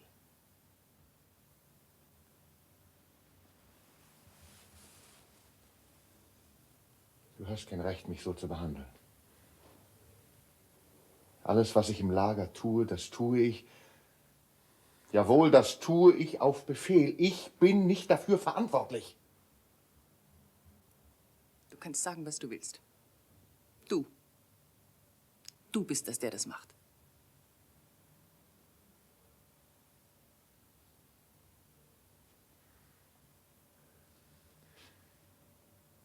Bitte versteh doch. Ich bin nur ein Stück im Räderwerk, nichts weiter. Wenn im Heer der Vorgesetzte einen Befehl gibt, dann ist er dafür verantwortlich, er ganz alleine. Wenn der Befehl schlecht ist, dann wird der Vorgesetzte bestraft, niemals der, der ihn ausführt. Ach so? Das ist der Grund, warum du gehorchst. Du denkst, wenn die Sache schlecht ausgeht, wirst du ja sowieso nicht bestraft.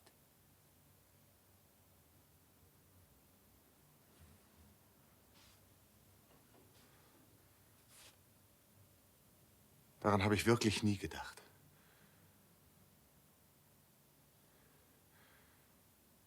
Es ist mir nur unmöglich, einem Befehl nicht zu gehorchen.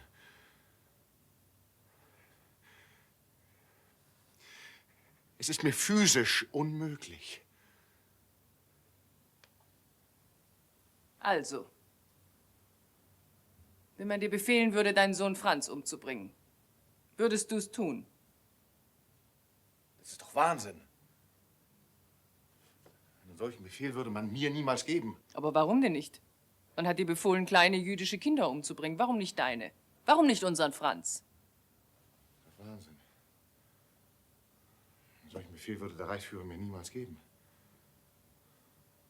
Das ist doch absurd. Aber du bist nicht sicher. Und wenn der Reichsführer dir befehlen würde, unseren Franz umzubringen, du würdest es tun. Du würdest es tun. Du würdest es tun, sag ich dir. Natürlich.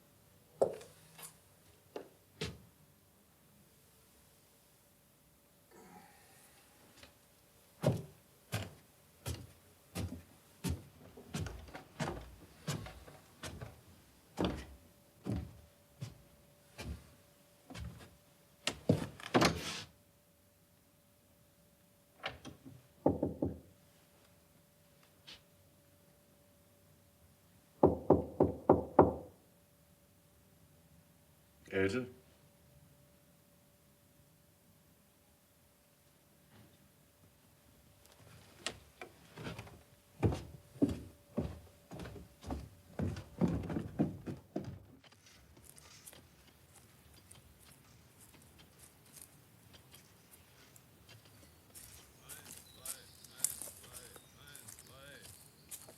Los, arbeiten.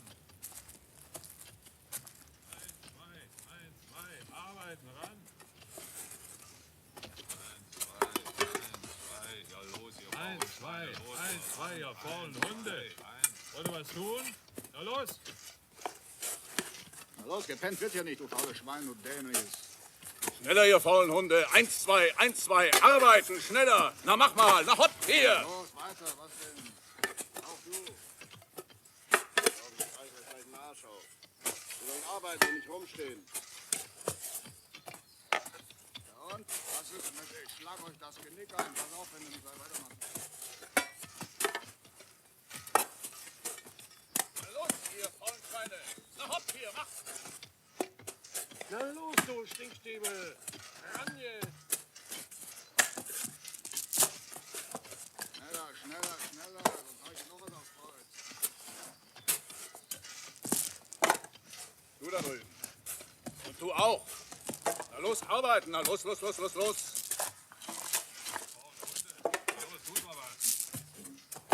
Hey, du da drüben, du auch. Hey, du. Schlafen wird hier nicht, du fauler Sack. Na, willst du wohl aufstehen? Na los, aufstehen.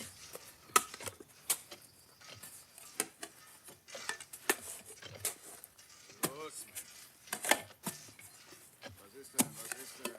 Nicht rumstehen, hier wird nicht gegast. Weiter, weiter, weiter.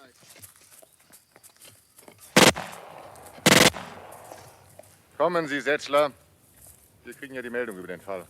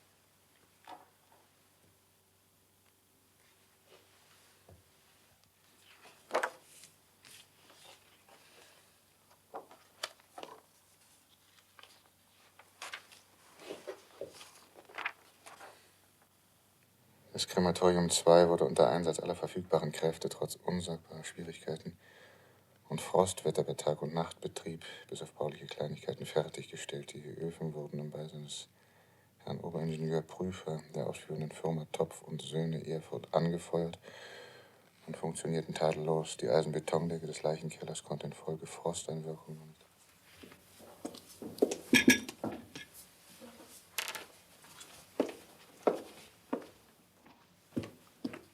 Entschuldigt.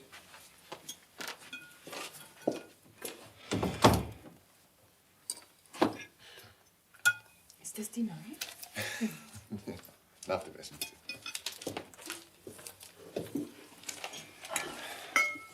So, jetzt kommen wir her.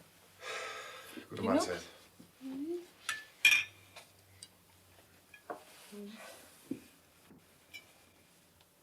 Sag, wenn es genug ist, ja?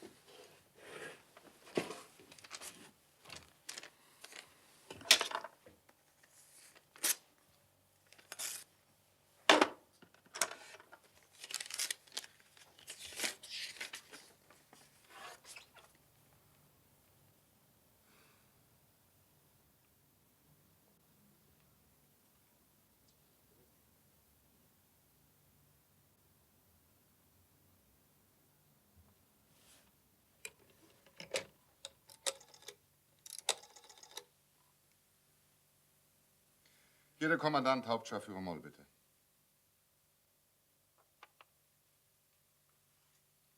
Ja, sagen Sie, Moll, ich habe ja gerade die Aufstellung von gestern vor mir. Ist Ihnen da eigentlich gar nichts aufgefallen? Ich weiß, dass Sie ein vielbeschäftigter Mann sind, Moll, und dass Ihnen da manches entgehen muss. Ich weiß auch, dass Sie ein bescheidener Mann sind. Aber haben Sie wirklich nicht gemerkt, dass Sie gestern Ihre bisher höchste Summe zusammenaddiert haben?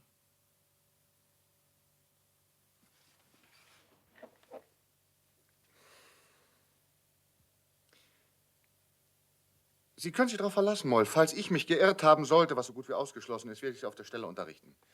So, und jetzt sagen Sie mir noch eins. Was ist da eigentlich passiert?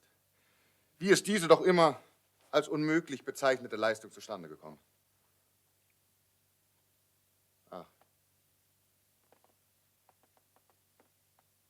Ach, sieh mal einer an. Weil durch Zugverspätung 5 Transporte auf einmal eingetroffen sind. Das würde also bedeuten, dass man noch nur die entsprechende Anzahl Transporte draufzuknallen braucht, damit ihr spielend auf Runde 10.000 am Tag bringt. Ja, das hätte man vorher wissen sollen.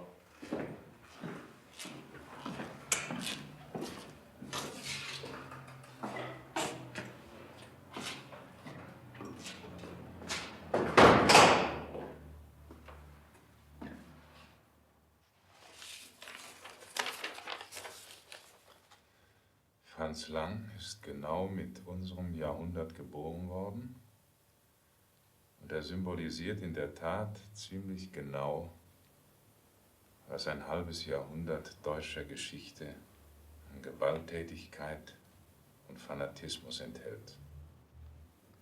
Und Not, Herr Oberstleutnant. Sie sind in Not gewesen?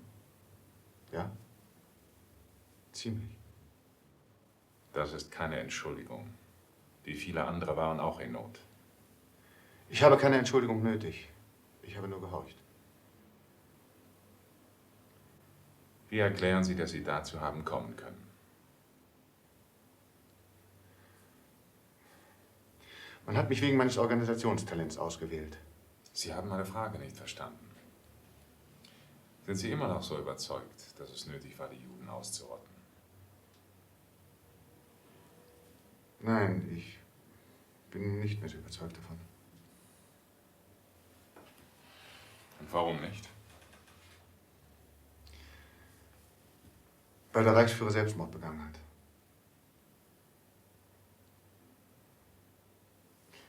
Das beweist, dass er kein Führer war. Und wenn er kein Führer war, dann könnte er mich belogen haben, als er mir die Ausrottung der Juden als notwendig hinstellte. Folglich, wenn es noch einmal getan werden sollte, würden Sie es nicht wieder tun. Ich würde es wieder tun, wenn ich den Befehl dazu erhielte. Sie würden also gegen Ihr Gewissen handeln?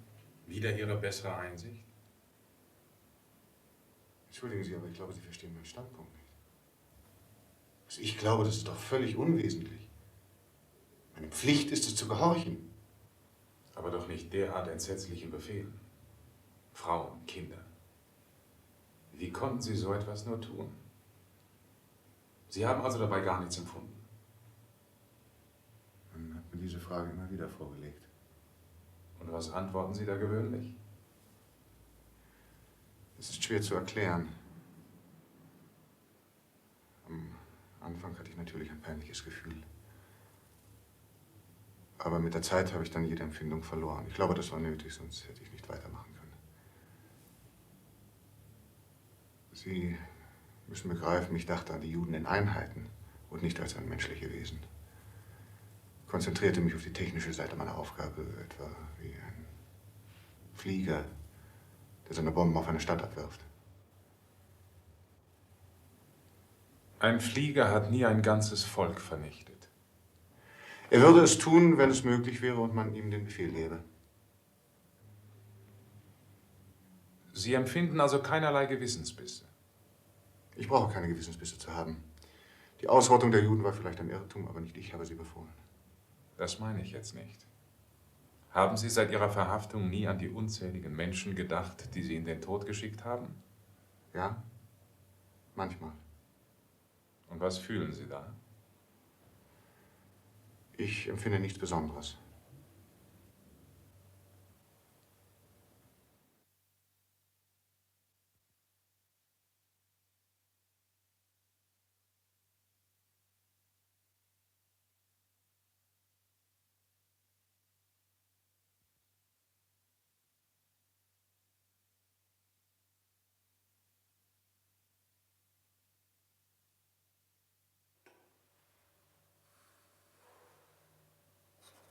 Der Vernichtungsvorgang in Auschwitz-Birkenau wickelte sich wie folgt ab. Die Transportzüge mit den zur Vernichtung bestimmten Juden liefen auf einer besonders zu diesem Zweck errichteten Bahnanlage bis in unmittelbare Nähe der Vernichtungsanlagen. Diese Züge waren vorher durch Fernschreiben von der absendenden Dienststelle des Obersturmbannführers Eichmann vom Reichssicherheitshauptamt avisiert und hatten bestimmte laufende Nummern mit Buchstaben, um eine Verwechslung mit anderen Häftlingstransporten zu vermeiden. Jedes Fernschreiben, diese Transporte betreffend, hatte den Vermerk, entsprechend den gegebenen Richtlinien und sind der Sonderbehandlung zuzuführen. Diese Züge waren geschlossene Güterwagen und enthielten im Durchschnitt etwa 2000 Personen. Nach Ankunft der Züge an der oben erwähnten Rampe musste das begleitende Bahnpersonal und die begleitende Wachmannschaft, Angehörige der Sicherheits- und Ordnungspolizei, das Gebiet verlassen. Nur der übergebene Transportleiter blieb bis zur zahlenmäßigen Übergabe an den diensthabenden Führer des Lagers anwesend. Nach der Entladung und zahlenmäßigen Feststellung, namentliche Listen wurden nicht erstellt, mussten alle Personen an 2 diensthabenden SS-Ärzten vorbeigehen. Und es wurden hierbei die Arbeitsfähigen von den Nicht-Arbeitsfähigen getrennt. Es waren im Durchschnitt etwa 25%, die arbeitseinsatzfähig befunden wurden. Die Arbeitsfähigen marschierten sofort in das Lager zur Umkleidung und Aufnahme. Das gesamte Gepäck blieb auf der Rampe liegen und nach dem Abtransport auch der Nichtarbeitsfähigen in das Effektenlager zur Aussortierung gebracht zu werden. Die Nichtarbeitsfähigen wurden nach Männern und Frauen mit Kindern getrennt und marschierten nach der nächsten freien Vernichtungsanlage. Die nicht gehfähigen und Frauen mit kleinen Kindern wurden mit Lastwagen dahin transportiert. Dort angekommen mussten sich alle nackt ausziehen in Räumen, die den Eindruck machten, als handelte es sich um eine Entlausungsanlage. Das ständige Arbeitskommando der Häftlinge, die bei diesen Anlagen arbeiteten und auch da untergebracht waren, kam mit anderen Häftlingen des Lagers nicht in Berührung, halfen beim Ausziehen und redeten den Zögernden gut zu, sich zu beeilen, damit die anderen nicht so lange warten müssten. Auch wurde gesagt, dass sie darauf achten sollten, wo sie ihre Sachen hinlegten, damit sie dieselben nach dem Bad gleich wiederfinden könnten. Dies wurde alles getan, um etwa auftauchende Bedenken zu zerstreuen. Nach der Entkleidung ging es in den nächsten Raum, der eigentlichen Gaskammer. Diese war als Bad hergerichtet, das heißt, es waren überall Brausen und Leitungsröhren angebracht, Wasserablaufrinnen und so weiter. Sobald der ganze Transport in der Kammer war, wurde die Tür zugemacht und gleichzeitig von oben durch besondere Öffnungen das Gas eingeworfen. Es handelte sich um Zyklon B, eine kristallartige Blausäure, die sofort verdunstete, das heißt, bei Berührung mit Sauerstoff sofort wirksam wurde. Die Menschen wurden beim nächsten Atemzug schon betäubt und je nach Witterung und Zahl der Eingeschlossenen dauerte die Tötung etwa 3 bis 15 Minuten. Nach diesem Zeitpunkt regte sich nichts mehr. 30 Minuten nach Einwurf des Gases wurde die Kammer geöffnet und mit dem Abtransport der Leichen nach der Verbrennungsanlage begonnen. In all den Jahren ist mir nicht ein Fall bekannt geworden, dass noch Lebende aus den Kammern herauskamen. Beim Herausholen wurden den Frauen die Haare abgeschnitten und vorhandene Goldzähne und Ringe durch Häftlingszahnärzte, die beim Kommando beschäftigt waren, entfernt. In Birkenau bestanden 5 Anlagen. 2 große Krematorien mit Koks geheizt, mit einer Kapazität von je 2000 Menschen innerhalb von 24 Stunden. Im Gasraum konnten bis zu 2500 Menschen getötet werden. 2 kleinere Anlagen konnten mit je 4 größeren Doppelöfen etwa 1500 Menschen beseitigen. Dazu noch eine freie Anlage, das heißt ein altes Bauernhaus war fugendicht als Gasraum hergerichtet und konnte gleichzeitig etwa 1500 Menschen fassen. Die Verbrennung erfolgte in offenen Gruben mit Holz und diese war eigentlich unbegrenzt. Man konnte innerhalb 24 Stunden nach meiner Berechnung bis zu 8000 Menschen auf diese Art verbrennen.